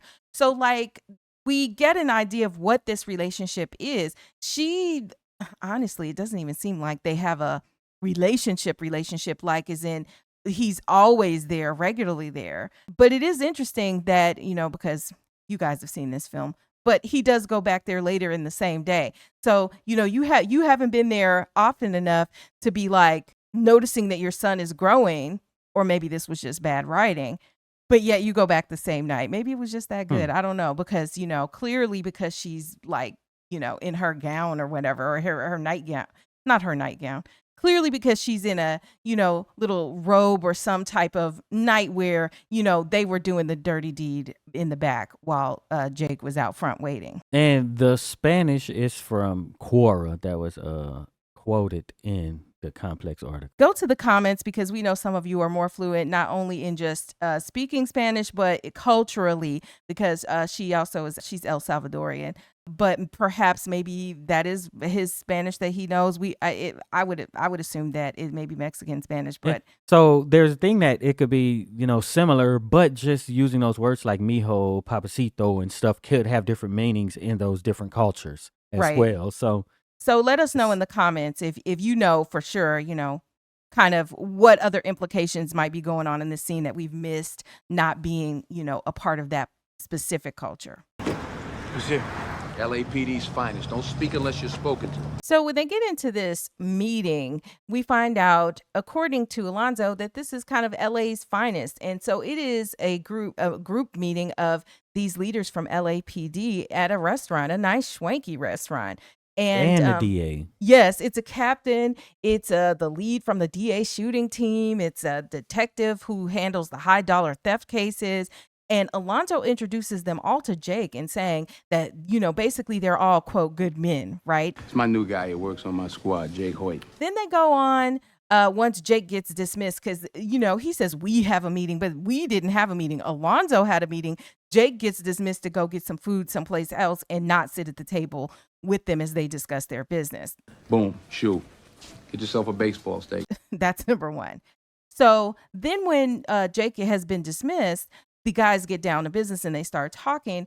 And one of them says, I don't talk to dead men, talking about Alonzo. Alonzo's like, I ain't dead yet. I don't talk to dead men. I ain't dead yet. And then they go into this story. So the story that they begin to tell is of a woman judge who has a serial burglar in Guy gets hold of some peanut butter, packs his ass crack with it. front of her that she's supposed to be sentencing him that day. Well, ahead of time, the burglar puts peanut butter in his pants. He shoves his hand down his pants, comes out with a gob of extra chunky Jif. And he chucks it around the courtroom pretending it's doo-doo. Bailiffs won't come near him. And he licks his fingers so he can play crazy. Now he's looking the judge right in the eyes. Licks his fingers clean. And the woman judge sends him to psych as opposed to prison, and the law enforcement guys are mad. Orders him to psychiatric. She fell for it. Yeah, that's because he's so fucking smart. Yeah. And they're making these sexist comments, right? Because they have to preface everything with the fact that she's a, quote, female judge, right? Judge is female. Landers. She's so effing smart, sarcastically, and that he'll never spend a day in prison. And Alonzo says in response to this story, well, the guy worked the system. He deserves his freedom. Yeah, give him credit, though. Shit, he worked the system. Deserves his freedom. And the other guys at the table are kind of like, I don't know about that. But then Alonzo's like, or maybe not, right? Yeah, think so? Or not. The guy who was the detective over the, high crimes unit or whatever, the theft unit, he's like, I'm going to find this guy and I'm going to do him. I'm going to find this guy on the street and I'm going to do him. Right. So mind you, they were all introduced to Jake as, quote, good guys. But this guy is like, I'm going to take some vigilante justice and I'm going to go and basically kill this guy who is essentially a thief. He's a thief. He's not like and I'm not comparing. Allegedly. He's allegedly supposed to be this thief that this detective has been chasing for, a year. About 12 months, he said he chased him for. And he should just be put to death because the detective is mad that he didn't get a prison term. Yeah, so we have a meeting of, some high ups, right, in the department and in government, and they're basically showing that you're basically just another gang, just like the Russians, just like the street gang that we saw in the jungle. That's basically it. And this is just one of the gangs that's, around LA and around the country, right? Yep. But Alonzo, he is low in this organization because he doesn't know what to say and what to do, right? He's like, oh, Landis, she's a sharp lady. And then they laugh at him, right? Yeah, I know Landis. She's a sharp lady. No? Right. And he's very uncomfortable. And then while the Detective Doug Roselli, is telling the story, Alonzo is fake laughing. He's taking his cues from other people at the table of what his reaction should be, right? And he's like, oh, he worked the system. He deserves his freedom. When questioned about that, he says, or not, right? So he is just basically the Jake of this situation. It's very clear, like that laugh. It just gave it away. Like, okay, Denzel, you're pulling off the fake laugh as an actor. Yeah, I mean, Denzel is an amazing actor. He really is.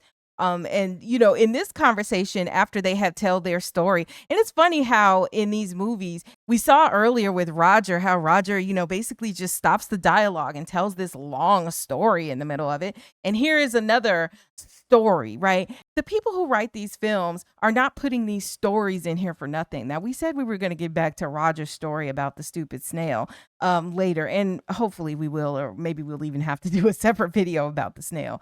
But the same thing that they're illustrating here is that they're telling this story to kind of let you know how it goes, all the players, and also how they feel about the players, right?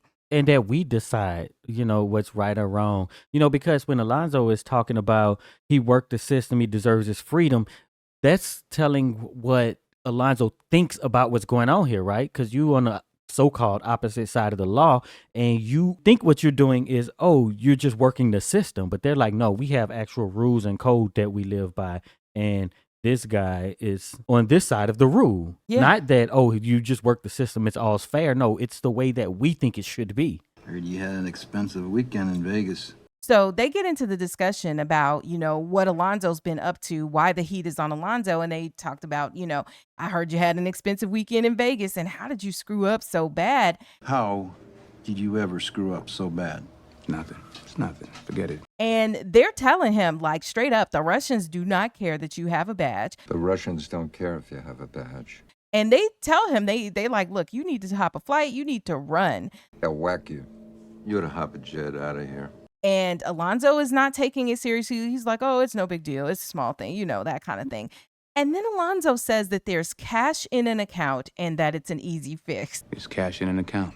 One of my old ones, my first one. We clearly know that he doesn't exactly mean this literally, right? So what account is he talking about? What is the cash that he is talking about, and how is this an easy fix? What happened in Vegas? Not a problem. Look, the guy's a high security risk anyway. If I'm not around, who's going to keep him off the radar? You?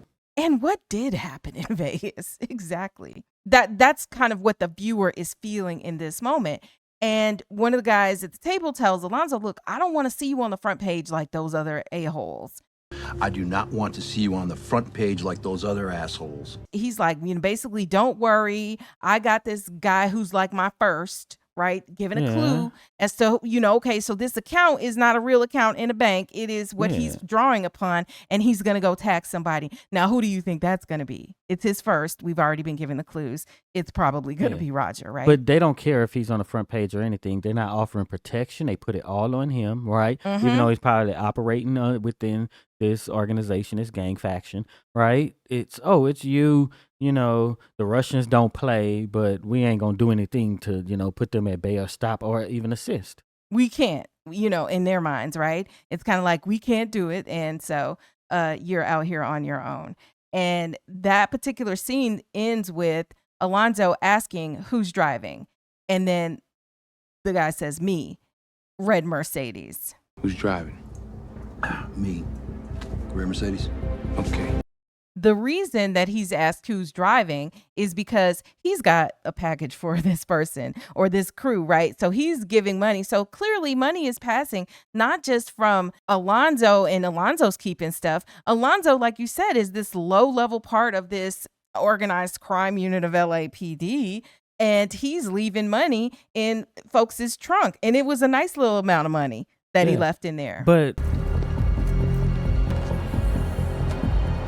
why didn't he do anything with a red Mercedes? I don't know. That's a good question. Maybe, you know, red means blue. I don't know. But he said a red Mercedes, and then Alonzo, you know, puts the money someplace else. Maybe it means my car's next to the red Mercedes. I don't know. You know, but they have some type of code. Y'all go to the comments, crack the code for us, because, you know, we can pick up on a few things, but we know that you guys know a lot. So let us know. So then they take off, and it's just like, oh, fever pitch. The music is, you know, ratcheted up. Got the green light. Right, that's right. They're driving now. Jake is confused because he's kind of like, what's going on? What's going on? Alonzo gets on the phone, and he's ordering stuff. Make sure you got the warrant. I want you to fax a copy of the warrant to the clerk. Get her to get the judge to sign. Make sure you get the picks and the axes, and make sure you check it out from maintenance, right? Picks and shovels. Make sure he signs them out from maintenance. He's just putting on the front, right? Because you know that he ain't operating above board. So he's like, get the warrant and check out the shovels and stuff from maintenance. Come on now. Right. Because we know earlier when he went to Sandman, he didn't have a warrant. We know that that was the objection from Jake at that point, too. So, yeah, he's just playing games. So, of course, Jake has seen that Alonzo put that money in that trunk, and he's got questions for Alonzo as they're riding. He's like, well, you know, what was that money for? And how much was that money? And so Alonzo's like, hey, it was $40K. 40 G's. And he's like, well, what was it for? And he's like, there's nothing free in this world, not even arrest warrants. Nothing free in this world, Jake. Not even arrest warrants. So Alonzo has insinuated that the money that he's given them is for the arrest warrants. This may or may not be true. Shit, man, I didn't want to know. Because it could be that he always gives them money, right? You know, it's just like any other organization. This is this week's, you know, this is your cut for the week. Your 10%, your 20, whatever it is, for whatever the business is. Check this motherfucker out. Nice suit, Mark. So then, just like every great action film, there's a rooftop meeting scene, and Alonzo has assembled his team. And his team includes, you know, these guys who just look like they're, you know, these hip cops, kind of like mini Alonzos, right? Nobody's dressed in typical undercover outfits. They're all, you know, coming up. And who is in his crew except Dr. Dre?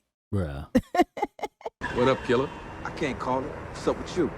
But then, you know, he delivers a line. I've been hearing a lot of shit out here on these streets, man. You all right? It's all good. I talked to the three wise men. Everything is lovely.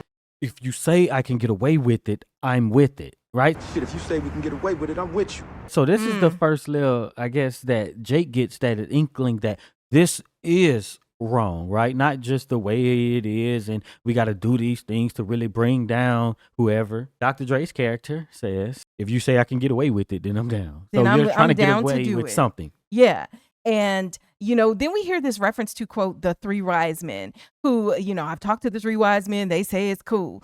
And so obviously the three wise men are supposed to be the guys that he spoke with for the higher ups from LAPD or the rest of the organization that were at this meeting that he just came from, Yes. right?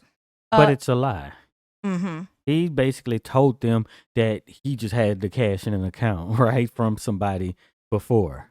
So it's not a real account. So I guess that's a good point. That to the guys, it could be like some offshore account he has It the could money be, in, and it could right? be anybody. It didn't say specifically, let's go after whatever or whoever we're going after right now. But oh yeah, I guess that's possible. But what about the timing though? Of now I know I need to do this, and now I'm asking for this warrant, and then and it's Roger, and Roger is his first and whatever. So yeah, Maybe, but I never seen the warrant, so I can't assume what's on the paper. that's true. That is true. Might have been a warrant for somebody somebody different's house, not Roger's house, but that's who they go to.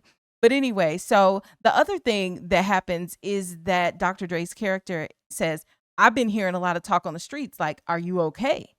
To Alonzo. Because so everybody knows, Roger knows, the three wise men know, like the word is on the streets that Alonzo is in trouble, and he keeps trying to downplay it, But another thing that the question that Dr. Dre's character has is, who is Jake? Who the fuck is this? Jake Hoyt, it's my first day in the unit. I'm from Valley Patrol. Why are you here? Why are you in on this? Man, why the fuck is he in on this? Gotta get his cherry pop sometime. Yet another clue that this isn't on the up and up, because, if it was, what would be the problem with having the new guy there, even to observe at some point? You know what I'm saying? So, he's questioning that. And then he tells Jake, like, stay out of my way. Look, man, stay the fuck out of my way, all right? It's just for the big dogs. And then We get this all the time in movies, like where you have the seasoned vets and the new guy, and then the seasoned vet is telling the new guy, get out my way, and why he's here, and all of this, like, it's used over and over and over and over in movies. yes, quite the trope. It's all good, legit. Signed by the judge, okay? Thanks to the Sandman. And so as they're ready to leave, Alonzo's like, hey, safety first, let's gear up and whatever, so that we can go home to our wives and our girlfriends and whatever. And that if the person gives them any trouble, they're giving them lead. He gives us shit, boom, we're giving him lead. So in other words, we're not even giving any grace. If it's any problems, we just gonna kill them. That's basically the instruction that's given. Let's suit up, ladies. Time to punch in. So they all show up at Roger's place, and I guess it's supposed to be them executing their warrant. Freeze up! Down on the floor! And, they get into this conversation. The first thing that Roger said is, what are you clowns doing here? What are you clowns doing here? He doesn't seem to be that bothered by what's going on, and he looks at Jake and says, do you know what you're doing, son? Do you know what you're doing, son? Because he hasn't even seen that Alonzo is in the room. So he's feeling like, oh, they're coming unbeknownst to Alonzo. And then Really? Alonzo reveals himself. I don't know about that one. You don't think so? No, I think he knows that this is going on, but you're a part of something that you shouldn't be a part of. Because he knows that Jake is with Alonzo for that day. Alonzo's gonna have you all's ass. What's up, Roger? Right? So if he's there. But what it all comes down to is that Alonzo is making it seem like he's forced to do this, and it's not him because he's in with the Russians that he has to do this. Bad news, dog. Had lunch with the wise men today. They said you got to render under Caesar. Because he told the so-called wise men that, hey, I got a guy, and basically this is the guy. Mm-hmm. So he's telling Roger, don't worry about it. I got your back, and all of this. I got your back, bro. I promise you never have to go back to prison. And, you don't have to worry, but, it's it's above me now. Nothing I can do about it, you know? They're making me do it. I'm just a lowly civil servant. You're their bitch. Yeah, I mean, and this is how the manipulators roll, right? He's telling everybody else something different to kind of try to get the heat off of himself. Hey, look, I can't do anything about it. The people, the higher ups, like you said, it's above me now. You know, the higher ups have said that you got to pay your tax. Yes. You got to render unto Caesar. And they are not even the ones who want the money. You know, Alonzo wants the money to get himself out of trouble. Yeah, and he's talking about artists is artists. But he tries to tell Roger, I got your back. But that's what Roger told him when they first went to Roger. He said, the Russians want your head. I got your back. And so now here we go later on, and Alonzo is telling him he has his back. But that $40,000 could be for this manpower, right? Because they just kind of show up and possibly, the warrant or the fake warrant. And that's what, I guess, I don't know why you would have to pay up front in case what you going for you don't find, I guess that's how it works, but I just think it's a mess. So then, they go into the kitchen and they start busting up the floor. Right here. And you're looking at Roger, and I don't know why, because, clearly Roger is a person who is a criminal and everything, but I think they did a good job of making Roger seem like a good guy. And compared to the quote bad guys, he does seem like a good guy, right? Roger's like, man, y'all taking my pension. Fucking vampires want my pension. They just want to tax you a little bit. Because he had spoken earlier in the film about, that he was about to have his retirement. So, he's been saving this money so that whatever he's doing in his criminal activities, eventually he'll have enough money to just go somewhere and retire, right? I think he said he wanted to go to the Philippines. What's in your Coke? After they bust up the floor, they find something that looks like a chest, and they all happily break open the chest. And Jake is right there, knocking the lock off the chest. And when they open it up, what's inside? Boom, a bunch of money. It turns out it's $4 million in cash. And so as they're having this conversation, Alonzo is like, oh, look at you, Jake. This is $4 million. You hit him at $3 million seizure. $4 million in here. The first day on the job, you hit a $3 million seizure. Jake catches what he says, and he's like, well, don't you mean 4 million? And he's like, nah, no taxation without representation and all of this and that, right? Taxation without representation, brother. Nothing's free in this world, you lucky first day motherfucker. So in other words, their tax will be 25% or $1 million, meaning that they only will claim that they seized $3 million and they're going to split the rest of the money. Right? How do they know it's $4 million? I don't know. Did Roger just tell, hey, y'all, I got $4 million just Roger somewhere. Might have been running his mouth because they knew exactly where to go to find it. I don't think he knew exactly. He probably just knew it was in the floor and then he tapped around to find where. Well, but he knew it was in the kitchen, right? My point is, or someplace. But the way he even knew it was in the floor, how did he know? Well, they were probably drinking and he was running his mouth during one of the many times that Alonzo was pretending to be Roger's friend. Yeah, I just think it's easy to write that in there where, hey, we're going to do this and real fast we're going to find it and dig it up. Yeah, that's true. So, That's true. And to know the exact amount that's in there, if he's been putting it there over time and all of this, like. Nobody's going to think about nobody's going to question the fact that Alonzo knows it's $4 million. Yeah. But Jake doesn't want to take a cut. Jake's like, only checks I cash say LAPD. The only checks I cash say LAPD on them, right? So now we're back to Jake and his morals and the fact that he wants to be by the book because, again, he wants to climb the ladder and he thinks that the way to do that is to be by the book. And so Jake doesn't want to do that. And so Alonzo is trying to pressure and convince him, but not overtly, right? So he's like, oh, it's your first time. All right, I'll hold the money. Your cut for you. What's the matter? You don't want a piece of this? Huh? First time. You're not comfortable. I'll hold it for you. But then he pressures, and this is the pressure, though, is by asking the other guys, well, are you comfortable? Because Jake has said that he's not comfortable with it. He's like, well, are you comfortable? What's your comfort level? And, of course, all the other guys are like, I'm real comfortable, right? How's your comfort level? I'm very comfortable. So now here we have the group of guys against Jake, right? And so the group dynamics are naturally peer pressuring Jake in a way, right? I'm really going to stand still and let him horse fuck me. Could put you out of your misery. Roger is mad at the three wise men because I think he believes that they're the ones who ordered the seizure of his, his assets, right? And all of that's going on because after they get the money and they come back out to where Roger is sitting in the chair, he's like, "Are you basically? Am I gonna just take this stand? Sitting down or whatever?" And so then it turns really dark, and Alonzo is just like, telling Jake, when you kill somebody on duty, they got to be your slave in the afterlife. When you kill someone on duty, they have to be your slave in the afterlife. And it just was a weird line, like, wait a minute, what's about to go on? Because it seems like all they're there to do is shake down Roger, take his money, and, Roger's going to, go to jail, do some time, whatever the deal is. But now the viewer realizes that Alonzo actually wants to kill Roger, and he wants Jake to do it, right? And in this moment, it's weird because it's like Roger thinks that they're joking because he's laughing. He's just like, ha ha ha, because I think he still thinks that him and Alonzo are cooler than they actually are. Well, you want me to shoot him? Yeah. Go on, kid. Do me a favor.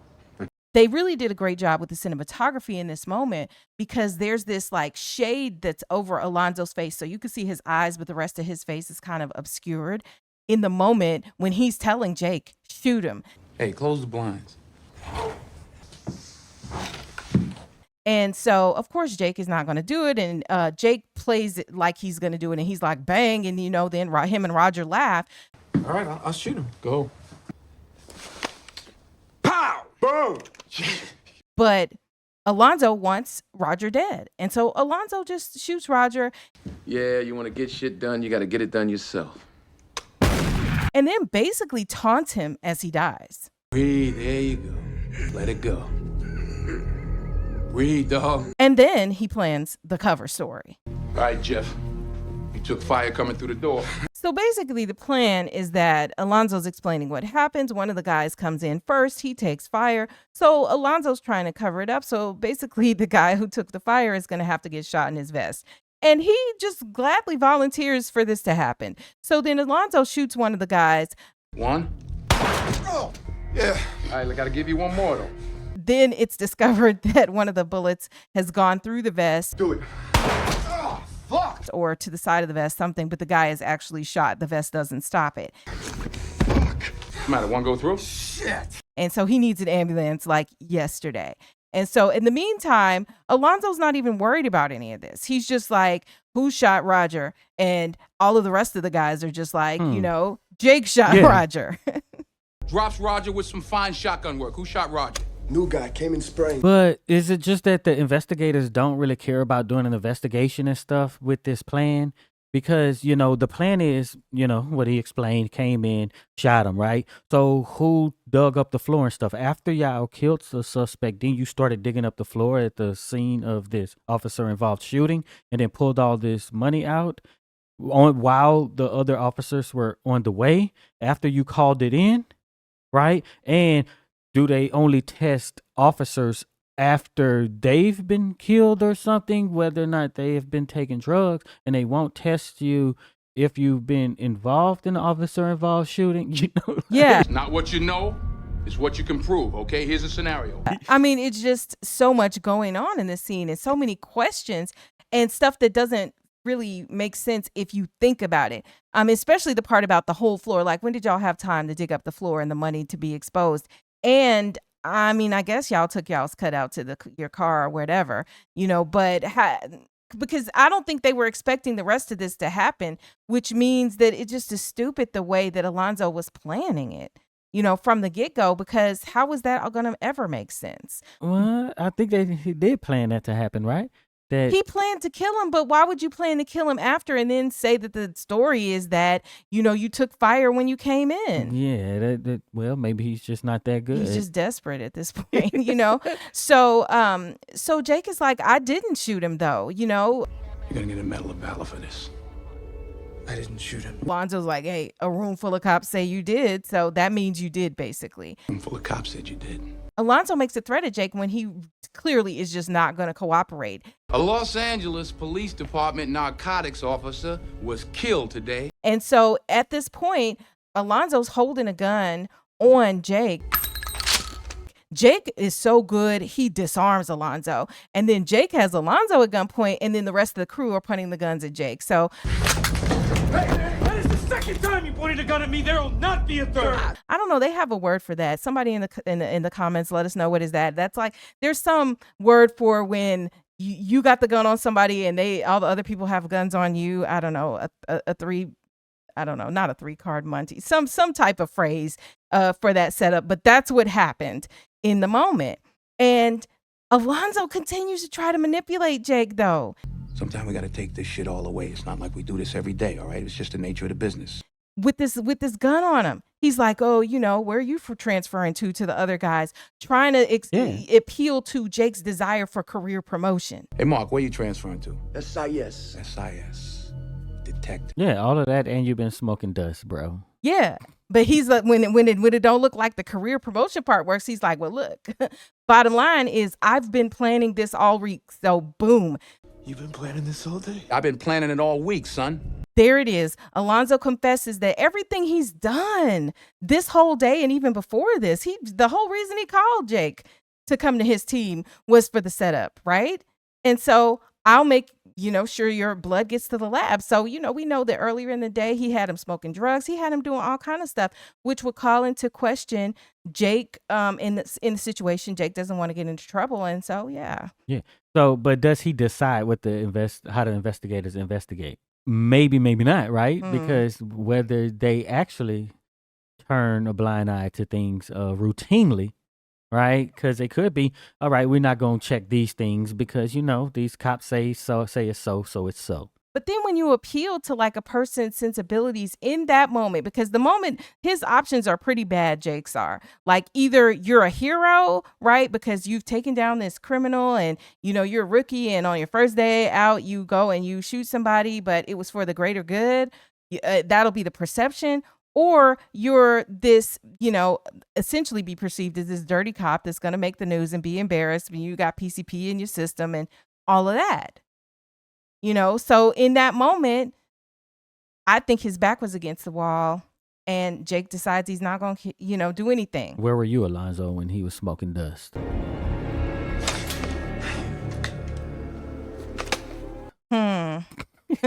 Maybe like I went to the back. I didn't even know he smoked the dust. Who knows? I couldn't smell it or nothing. I'm just a great cop who's just non-observant. But on the way out, and Dr. Dre's character, he wants to kill Jake. And I think it's funny because, like, he wasn't going to take any chances. He really didn't want to be involved with Jake. But clearly, Alonzo's guys trust Alonzo 100%. Because, like, you got to trust a person 100% to let them shoot you. Let's just keep that real. And they're all like, okay, but we trust Alonzo's judgment. I don't know why. Because Alonzo is...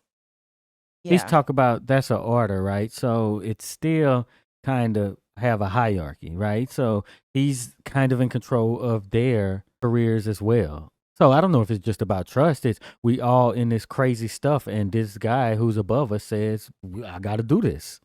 Well, it's pressure applied. Yeah, so they could have been Jake, and now in a couple years, Jake is going to be the one that he's going to be like, hey, you got to take this shot, right? Yeah. If it all goes like, like apparently it went with everybody else on the crew, So, but Dr. Dre wants to kill Jake. And then on the way out after acquiescing. Dr. Dre wants to kill. He did.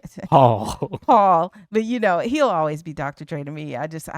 He didn't put off another character well. Yeah. So to me, he's Dr. Dre. Dr. Dre is in this movie and he is a cop and he wants to kill Jake. And so Jake punches Dr. Dre after he acquiesces and puts the gun down and, goes out. So, hey, Paul. Basically, Jake is losing. At every turn, Jake has made the decision that he thinks is right that'll preserve him, but it is the morally bankrupt and wrong, decision. And this is no different. So after Jake goes outside and all of the other cops who are responding to the scene descend upon the scene, there's this montage of Jake watching Alonzo essentially lie as the investigation starts, right? And then Alonzo comes back over to his bullet-ridden car, and he's just totally unbothered. He's on his cell phone. And then he makes this statement, just make sure the bathtub is clean. Yeah, just make sure that bathtub is clean. And he's laughing and giggling or whatever. And then he gets in the car and he asks Jake, are you all right? You all right? To me, some of this conversation here is such a commentary during this period of the conversation in the car. It's really, to me, the deepest commentary that happens in the entire movie. Jake says, look, what happened in there was murder and armed robbery. Justifiable homicide in the line of duty, okay? Now, what happened was murder. And questioning the idea that, we had badges, so it somehow is different. Son, can't open your eyes. Can't you see? And tells him, you killed your friend, Roger. That man was your friend, and you killed him. Alonzo looks at him like, what? Are you crazy? I'm playing him. Son, this is the game. I'm playing his ass. That's my job. That's your job. This is the game, and I'm playing him. Roger sold drugs to kids, and this is chess, and it ain't checkers. How many times have we heard that phrase? The shit's chess, it ain't checkers. I feel like the popularity of the phrase increased at some point after this movie came out. Certainly. And a lot of times y'all talking about this is chess, it ain't checkers, and it be checkers. It don't even be checkers. It's a whole other game off to the side. But anyway, the point being that in this situation, the justification that Alonzo uses is that Roger was a high roller. And this is what you got to do to take down a high roller. You can't just come and play by the rules or whatever. But all Alonzo is doing is trying to get some money so that he could pay the Russian. That's just the entire thing. But, he tries to appeal to your boy's sensibilities, I guess, and says, you play the game and then you can change things. And that whole, you got to change it from the inside. Oh, my gosh. He kind of says that, I was just like you. And Roger basically said that too, right? That, Jake, you're like how Alonzo used to be. It's supposed to be, look, it's all corrupt. We are murdering, robbing, everything, and just keep doing that. And eventually one day it'll change. But clearly it won't. Right. And I want to get back to this idea of change from within, because I think that is like the biggest crock of mess that people are often told when they come with a revolutionary mindset and willingness to do things to change systems and situations and organizations and stuff, right? People are like, no, you can't be doing that from the outside. You just got to get you a job at the corrupt company and then start working within and then make the changes, like that's a piece of mess. Totally immerse yourself and do all the stuff that you're against. Right. And totally embody it. And somehow you're going to change things. And the reason why it never works is because you become indoctrinated as part of becoming part of that system. But even if you're not indoctrinated, you're just doing the actions begrudgingly, you're still doing that thing and you're never going to change that. And just let's just not even ignore the obvious. One man against the machine, so to speak, it's going to be very hard. That is a David and Goliath story, and there's a reason why David and Goliath is exceptional, right? Because it's not something that happens often. It's not something that is expected. Now, does it mean you shouldn't go up against them? Well, I think it's more David and Goliath, like as far as you going against the machine, thinking that you as the one person can go inside of the organization and somehow affect change. Because when you start changing stuff up, that's when you're going to get cut off at the ankles. David was on the other side. Yeah, David was outside. Yeah, he wasn't a part of, Goliath's crew. He had his own on the other side. But like, what a mess. Yeah, but so it would be the same as, okay, if you want to get rid of drug dealers and stuff, just go become a drug dealer and change it from the inside. Then people will stop selling dope eventually. Yeah, no. Right? We know that this isn't. But that's not what he was preaching. Mm-hmm. So, I mean, of course, he's only saying this to continue to manipulate. But another statement that Alonzo makes in his plea, the sooner you match what's in your head with what's going on in the real world, basically, the better off you're going to be. So he's pointing to the fact that, there's this conflict there. There's the part where Jake knows everything that's happening is wrong, but then the real world is, being wrong, and there's this conflict between what he thinks should be and what actually is. But all Alonzo's really telling him in so many words, in fancy words, is just go with the flow, and then you'll feel better, right? Don't worry about how, what's in your head. Just accept how things are and do that. And I think in life, a lot of people do that, right? Because it's just easier. and he also points to his crew. Hey, take this money. Take the money because the guys will feel better. But Jake does finally say, look, I can't do this. Like, I'll go back to the valley. So he gives up the dream in a way at one point in the car, or at least seems like he might. But it all ends with Alonzo basically being like, hey, look, come on down. Talk to my guy at the precinct or whatever who's going to walk you through what you need to say. And all of this will be okay because I know you're scared. And that's essentially what starts to happen. So then comes one of the pivotal scenes of the film where it is all being revealed what is really going on. So it's nightfall and they pull up to the house of this supposed informant, and Alonzo goes into the trunk and he pulls out like a CD player and a blender and claims that he's taking care of the community and the family. He's like, I do community service. Bring him some food, stuff like that. Believe it or not, I do try to do some good in the community. And so they take the blender inside. I'm like, where do you get this stuff that's in the back? It's just as he shakes people down throughout the day, in his trunk, he has these random items. You see Jake looking around like, okay, what the heck is going on? It's clearly also an unfriendly situation for Jake. It's not like people are looking at Jake like they were when he went to the jungle and it was all cool. People were boldly like, I don't care who you are. Basically, you don't belong here. Alonzo claims that he's going to the bathroom and he'll be right back. And he leaves Jake with these guys and they're sitting there like, hey, join our card game, and start talking to him and everything. I'm going to go to the head, okay? I'm going to be 2 seconds. We roll. And then at one point, the guy's like, let me see your gun. Mr. Cueta right there. And then he pulls out his own gun or whatever. And it just is like a whole mess. And never give up your gun. Okay. Like this one here? Whew. It is revealed that Alonzo is dirty. The guys sitting there at the table begin to tell Jake the entire story we've all been dying to know this whole time. Last week in Vegas. And so basically Alonzo beat a Russian to death, and it turns out that Russian was an important person. Some Russian starts talking shit. Alonzo, he just beat his ass to death. And so now as a result, Alonzo owes $1 million to the Russians. Alonzo, he's into the Russians for $1 million. And he has until tonight, midnight, to pay up. Downtown with the cash by midnight, and not a minute after, he's dead. And that the word on the street was, nobody thought he could get the cash. They talked about how he shook down Roger and stuff like that, but he has until midnight to get that money where it needs to be in order to save his own life because the crew is waiting. This is the word that's on the street that's coming from these guys. Yeah, and I wonder if it's true, but if that's the case that, he just beat up some Russian, like, why couldn't they come up with a better backstory of why he owed the Russians with all of the, corruption and stuff that he's involved in? Well, and if he was so important, why would $1 million be like the and it's amount just over? Why would he owe? Like, if he was that important, it wouldn't even be like, oh, you can pay money and not die. Like, they would have just, I would have thought that, this would be one of those situations. Because, if you think about other supposed organized crime, and, probably some of the most common that we've seen, at least on film, would be like, mobsters, Italian mobsters or something like that, right? Would they kill somebody and then be like, just pay us some money for what you did? Or would they go and kill you? So I don't know. That's a little weird to me. So the money that Jake refused to take from Roger seems to be the money for his head.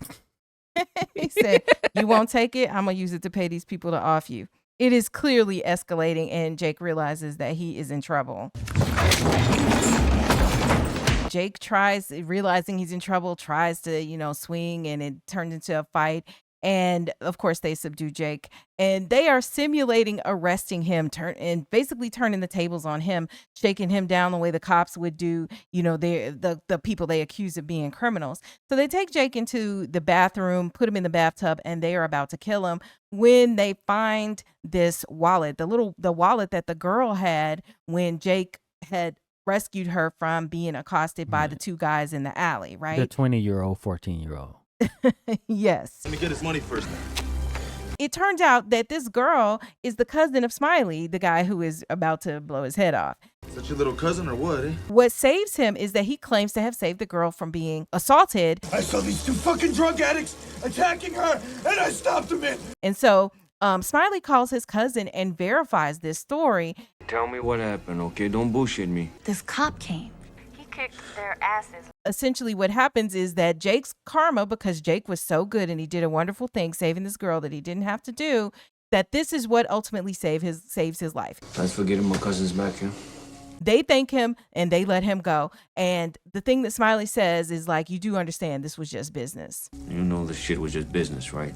So next scene, we see Jake on the bus and he's beat up and looking crazy. He even cocks his gun out in the open on the bus as he's riding the bus. And then he gets off of the bus and it stopped that is at the jungle, the place that Alonzo has warned him not to go without him, let alone at night. And so Jake is openly walking down the street with a gun in his hand, down the middle of the street in the jungle. People are like yelling things at him, the people who live in the community. You know, you must be lost. Oh, what you doing, Ricky Cop? What you doing here? You know. You got business here, rookie? Terry Crews is actually one of the guys that's outside of Sarah's apartment downstairs, and he's uncredited in this role, one of his first, if not first, roles in a film. So Jake tells the guys that he's there for Alonzo, and the guys let him pass because, you know, they don't like Alonzo anyway, so they're not getting in his business. I'm here for Alonzo. But he learned that from the Mexicans or the Hispanics, right? Because how they talked about Alonzo. So it's like, yeah, I can go over here. And these guys don't really respect Alonzo. Jake sees Alonzo's son through the window and he gets him to open the apartment door. Is your dad home? He tells the boy to go hide until he comes for him. I want you to find a good hiding spot. I'll be right back. Why does the kid comply to going and sitting in a closet? I mean, I just feel like from a child's perspective, it's weird. It's a strange thing to ask. Maybe kids like to hide places, but he's not like, we're going to play hide and seek. Like he clearly has a gun in this weird, dangerous situation. For this to work, a lot of things have to happen, right? It's clearly night, right? They had their arrest and shooting, whatever, earlier. Right. Nobody had to go to the station or nothing. They just continue on with their day like nothing happened, right? Right. So that's how we get to this point. Like, but if there was an officer involved shooting this big bust, why do they just go on about their business to even get to this point? And that would be very odd. Oh, this guy was involved in officer involved shooting. Next thing you know, he wind up dead over here in wherever he is. Jake never shows back at the precinct or anything. Yeah. And he's been riding around with Alonzo. So how does Alonzo explain that when they're waiting for him to come, since they claim that he's the one who shot Roger? Yeah, and nobody questioned, nobody, not even just, hey, go sit over here, or they just, it's just done, right? Jake, knows that Alonzo and Sarah are in the bedroom. And so he, has his gun out and everything, and he's walking down and he can hear Alonzo through the door saying, everything's all right, baby. It's all good, And then Jake busts into this bedroom where Alonzo and Sarah are. You against the wall. She's like butt naked on the bed, and then Alonzo is fully dressed in it. It just is weird. It's like, okay, you're in big trouble. He's clearly getting prepared to take the money to the Russians because he's got his bag and, the money or whatever. And she's butt naked or almost butt naked on the bed. And so, of course, always having the lie ready to be told, Alonzo is like, congratulations, Jake, you passed the test. Congratulations, son. You passed the test. You're a knock. You're in. Jake is like, take the money and put it in the bag. Take the money and put it in that bag. So Jake is now still like, he's in super cop mode at this point.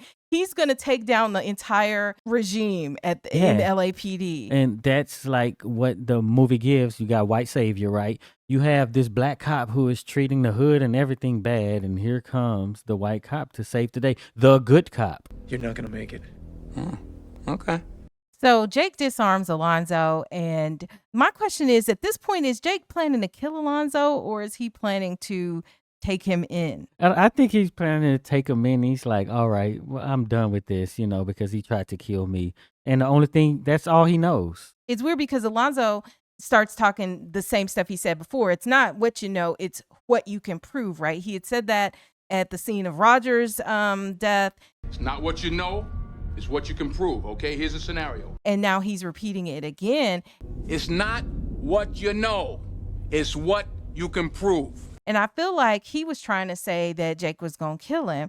But, I don't think Jake was actually going to kill him or try to kill him in this moment.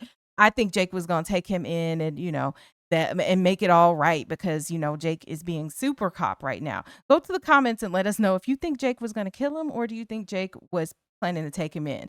But anyway, it doesn't matter. He doesn't get the chance because Alonzo distracts Jake and throws something in his eyes. And then it's like he's got this shotgun rigged under the bed and the chase is on. He's able to shoot the shot. He like, where's your evidence, huh? It's right there. Bruh. Denzel turns into like the quintessential action hero.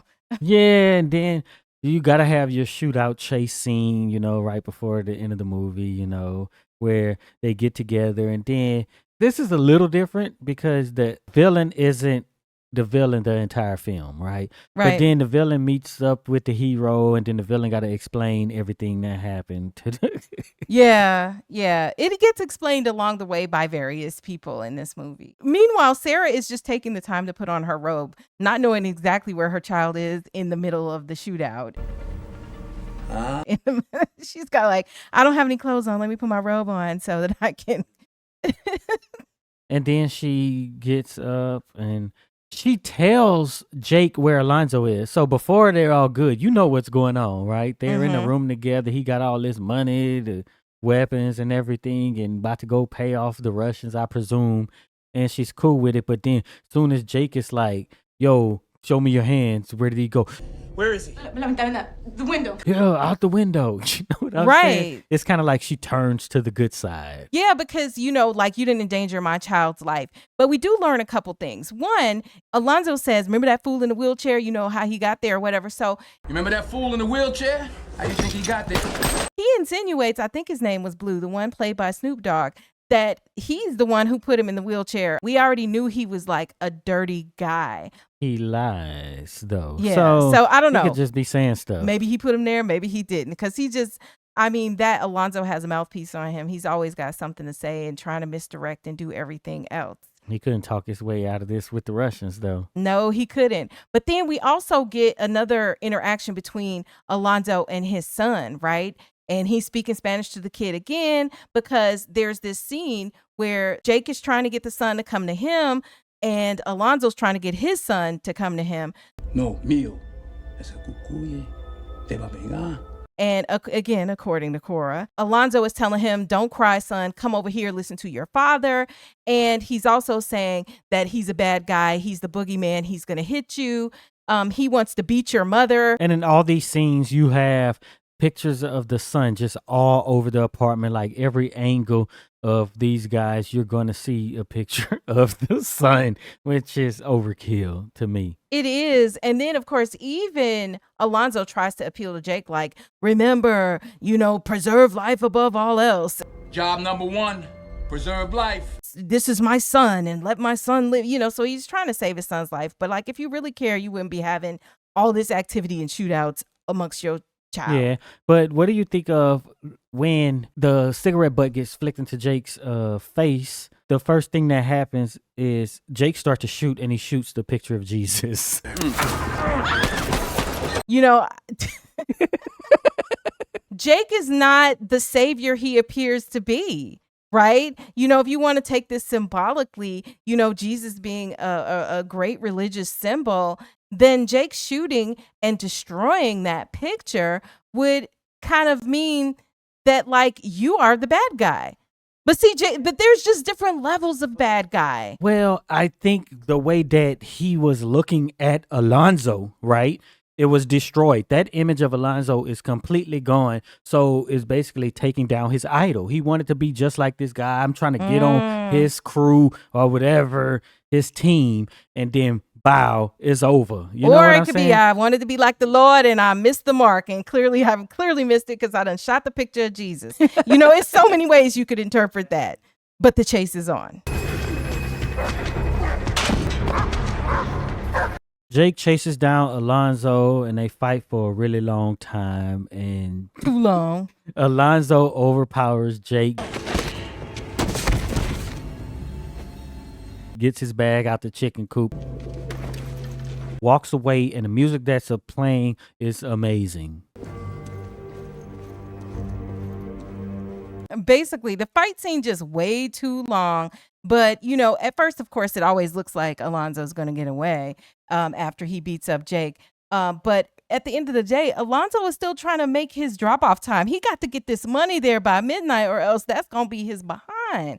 So he is like still, getting ready to get in his car, his bullet-ridden car, because that car done been through hell this day, and get over here to get this money to these Russians downtown. He don't have time to play.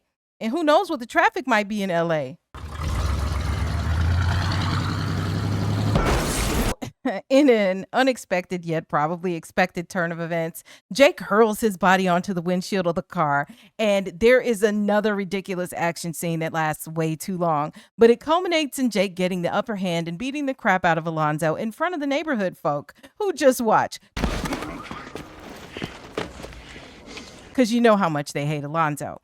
It's no fun when the rabbit has the gun is the line that Jake then turns on Alonzo. It's no fun when the rabbit has a gun, is it? Alonzo thinks he's got the trump card in his hand because he says, who want to get paid to kill Jake? Basically, he turns to the community people. First dime who puts one in his head, I'll make you a rich man. And then Jake is basically like, they're not like you. They're not like you. Does Jake really believe this, or is it that he just has to deliver a great line? He's got to deliver a great line, but like the neighborhood folks, though, they do politely decline because they're like, yeah, we're not going to do it. And then Alonzo is like, somebody drop this fool for me. Somebody drop this fool for me. One of the cats is just like, you got us twisted, homie. You got to put in your own work around here. You gotta put your own work in around here. Because that goes back to, you're not the boss. You're not leading us. So if you want some work to be put in, you have to do it. And he put a piece down on the ground for him. Yeah. And, so the thing to me, though, was that Alonzo had the nerve right in this moment, too, to put his badge on and dare Jake to kill him and, be like, you're not man enough. Hit me. Are you man enough to kill Jake? And it's just weird because even after all the losses of the day, Alonzo is still strong in his punking game, or his attempted game to punk Jake, right? So he's like, I dare you, you're not going to kill me. And back to the whole thing about leaving the gun on the ground. I'm like, why does this guy give Alonzo the gun? Because they hate him. Is it just that he wants it to be, quote unquote, a fair fight?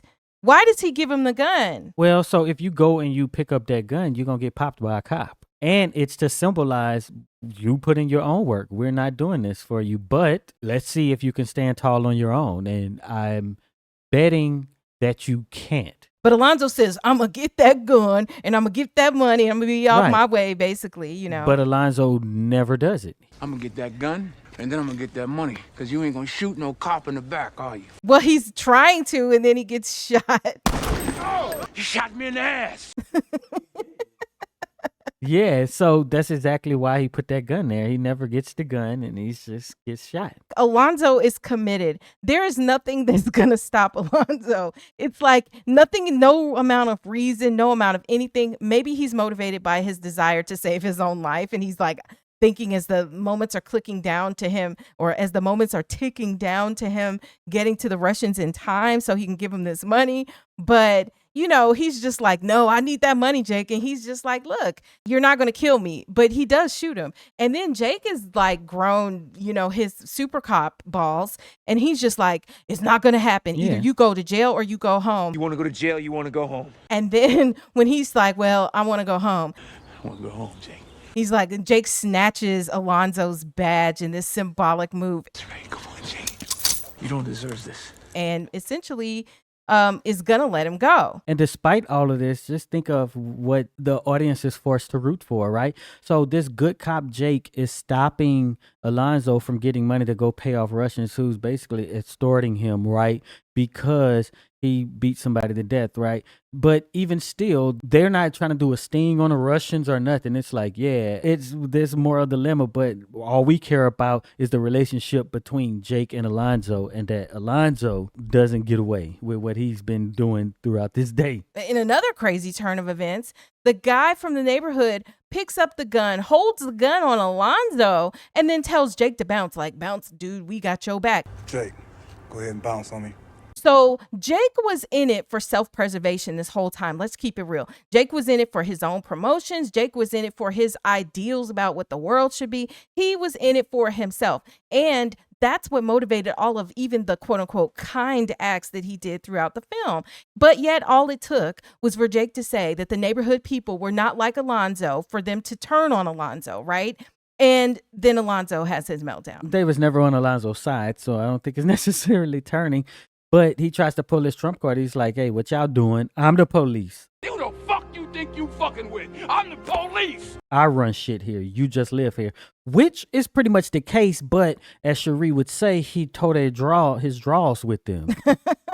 So he really lost that trump card in that moment. Like, if you were just a cop who was closer to, typical cop, then you could pull that, hey, I'm the cops, y'all, just don't mess around, right? You don't want to be pulling a gun on the cop or none of that. But you can't pull it, I'm the police, I'm running stuff, because, hey, it's over for you. You didn't turn these people totally against you, where they're willing to just stand around and assist this other guy, because you got, I guess, good versus bad. Yeah. Or, the lesser of two evils in this instance, and they have to go with Jake. And Alonzo really is having a meltdown. He's having a meltdown in front of the neighborhood folks. Oh, you motherfuckers. You think you can do this to me? I'm the man up in this piece. I run shit here. You just live here. And he delivers like one of the most quotable lines from the movie, King Kong ain't got nothing on me, King Kong ain't got shit on me. And he is trying to hype himself up even in the moment after he's kind of trying to recover from his meltdown. He's like, I'm winning. I can't lose. You can shoot me, but you can't kill me. And what a day. Like, and when you think about it, he has had a hell of a day. Was this the best acting of this year? We can get to that at the end. I'm just talking about this scene, because he's Denzel and it's really good. Yeah, it was great. I think the acting in this scene, I think this is what won the award for him. Oh, what a day. What a motherfucking day. And it reminds me, it's kind of like if I think of Tales from the Hood and Clarence Williams III in Tales from the Hood. By the way, we have an entire series on Tales from the Hood on our other channel. It'll be linked in the description of this video, and you guys can check it out. But yeah, like when Clarence Williams III is playing Mr. Sims, the mortuary owner.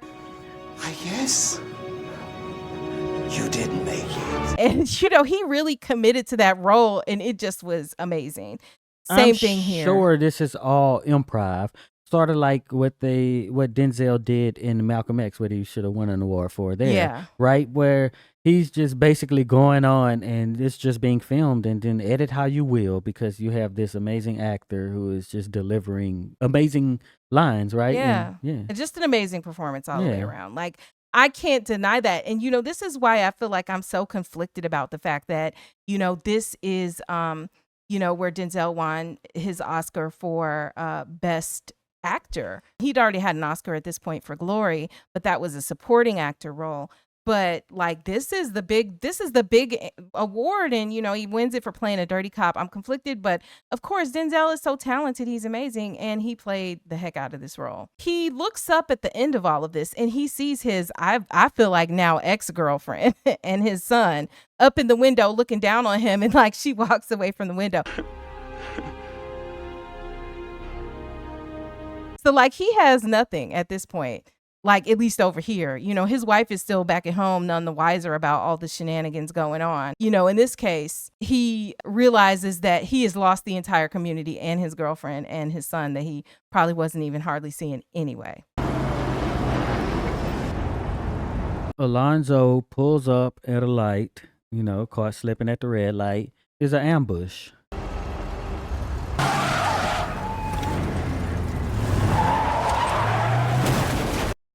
And that's all there is to it. The Russians are super sleuths. They knew exactly where he would be, when he would be there. And they didn't care nothing about crossfire or nothing. Alonzo tried to back up. A car behind him stopped him from backing up. And they're shooting from, like, I don't know, 2-3 sides. But the car behind him never gets hit, even from all angles at the same time. They never hit each other with friendly fire. I mean, it's just amazing how they do him.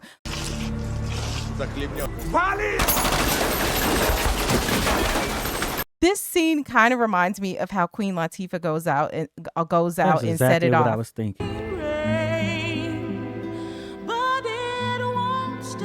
Maybe it's something about the door opening, him staggering out, and then his final moments kind of being like that on a dark street late at night. But yeah, and then of course, but the Queen Latifah scene in a lot of ways was way more sad and dramatic, and we're not supposed to feel that same sympathy for Alonzo. So in the end, karma comes for Alonzo. Yeah, and the Russians get away with murder. As usual, because, the LAPD cops in this movie weren't about to go chase him. Yeah, they don't care.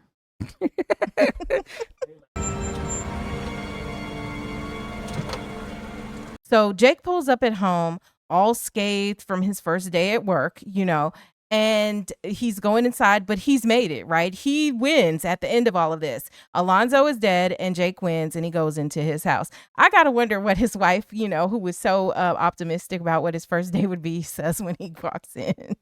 Bro, especially when now it's on the news that his superior is gone. A Los Angeles Police Department narcotics officer was killed today, serving a high-risk warrant. He done had an officer involved shooting. He been missing for who knows how long. LAPD spokesperson said the officer is survived by his wife and infant child. Mm-hmm. What is going on here? Yeah, like the next day at work is going to be a tough one. But notice how they spun it, because we also hear like a radio report or a news report saying that a narcotics officer was killed while serving a high-risk warrant. The Los Angeles Police Department narcotics officer was killed today, serving a high-risk warrant. Clearly, the machine is spinning, right? This is lies, because we know that Alonzo was not serving a high-risk warrant. He was just on the corner somewhere. And he was, I guess, near LAX, right? I mean, and then when you think about it, what house was anywhere near where he was when he got offed? But okay. They also tell us that, according to the spokesperson from LAPD, the officer was survived by his wife and 4 sons. Officer Alonzo Harris was survived by his wife and 4 sons. And if you remember back in the beginning, Alonzo says that he has 4 sons. I got 4 boys. And so the question is this son that he has with Sarah, is that son included? The wife is the one who said that the number of children that he had. And presumably she's only counting the ones that are with her. I don't know, but I feel like that's also kind of the indictment and the sad part about Sarah and Sarah's son over there, in the jungle. Because the wife and those kids are going to be treated well by the department in the city, I'm sure. And you got to come forward and be like, hey, but what does Jake say? Does Jake reveal all this stuff? Because Jake knows that's his son. I don't know about the ending of this movie. It just leaves so much like for me to just make up what because happened. The day after, like there's too many problems. Like does Jake even get to continue being a cop? Does Jake want to continue? Yeah. After this, like it's just up in the air. You should have showed me the scene where he's just handing in his badge or whatever and just walking away or something. Or something. But like his car. The car he's driving, man, he should have took that money, bro. Go to the comments and let us know. Should Jake have just taken that money and then quit the force like the next day or something crazy? And you touched on it earlier, but I do think that as we kind of wrap up this discussion, first of all, it was directed by Antoine Fuqua. And we mentioned that earlier in the beginning, but he I think, did a pretty good job as a director. But should Denzel have won an Oscar for this movie, which ultimately, in a lot of ways, could be said to be kind of like this white savior film? But I'm not going to say no because Denzel is good, right? It's just that it's kind of a white savior. It's not just that he's a crooked cop. It's that, the good cop is the white one and all the other stuff that's wrapped up in it that would make certain people be like, yeah, let's reward somebody for how the movie can be interpreted. And I don't think, it's not our goal to just try to interject race into everything. But I don't think that we could ignore race here because we had all of these different ethnic communities and stuff that were being affected. And then you have people in positions of authority, right? You have the 3 wise men, none of them are black or even brown, right? You have Alonzo, who happens to be black. You have Jake, who is a white cop. You have the Latinos, you have the black folks from the community, and you have different classes of people too. You have poor people, people who are more middle class or working class. So you have a whole lot going on. So, and Jake himself wasn't like a bitch. A lot happened. Jake saved the Hispanic girl, right, from rape. Mm-hmm. When the black cop didn't want to do anything, right, he basically saved the black cop's own son from him. From himself. Yeah. So it's all of that's wrapped up in, everybody was bad. All the Hispanics were bad. But then it was like, oh, this one good white cop done saved the Hispanic girl. In the jungles, you got some redemption, I guess, with them. Well, and like you said, the portrayal of all of the Hispanics, most of the blacks and the people who are poor in the hood is like that they're bad. Yeah. And the hood had to unite behind the white cop because that's really the only way to really stand up against the black cop is if you got this one white guy, an entire hood of people, right? That is just so bad no one would go there, but this white cop can. Right? He could go there, show up. I'm looking for Alonzo. Come on in and save us. It presents moral dilemmas. I mean, if we're just going to go try to look at the black and white of it, no pun intended, and in the moral dilemmas, there were just varying degrees of wrongness, right? I don't really see anybody who was just totally good.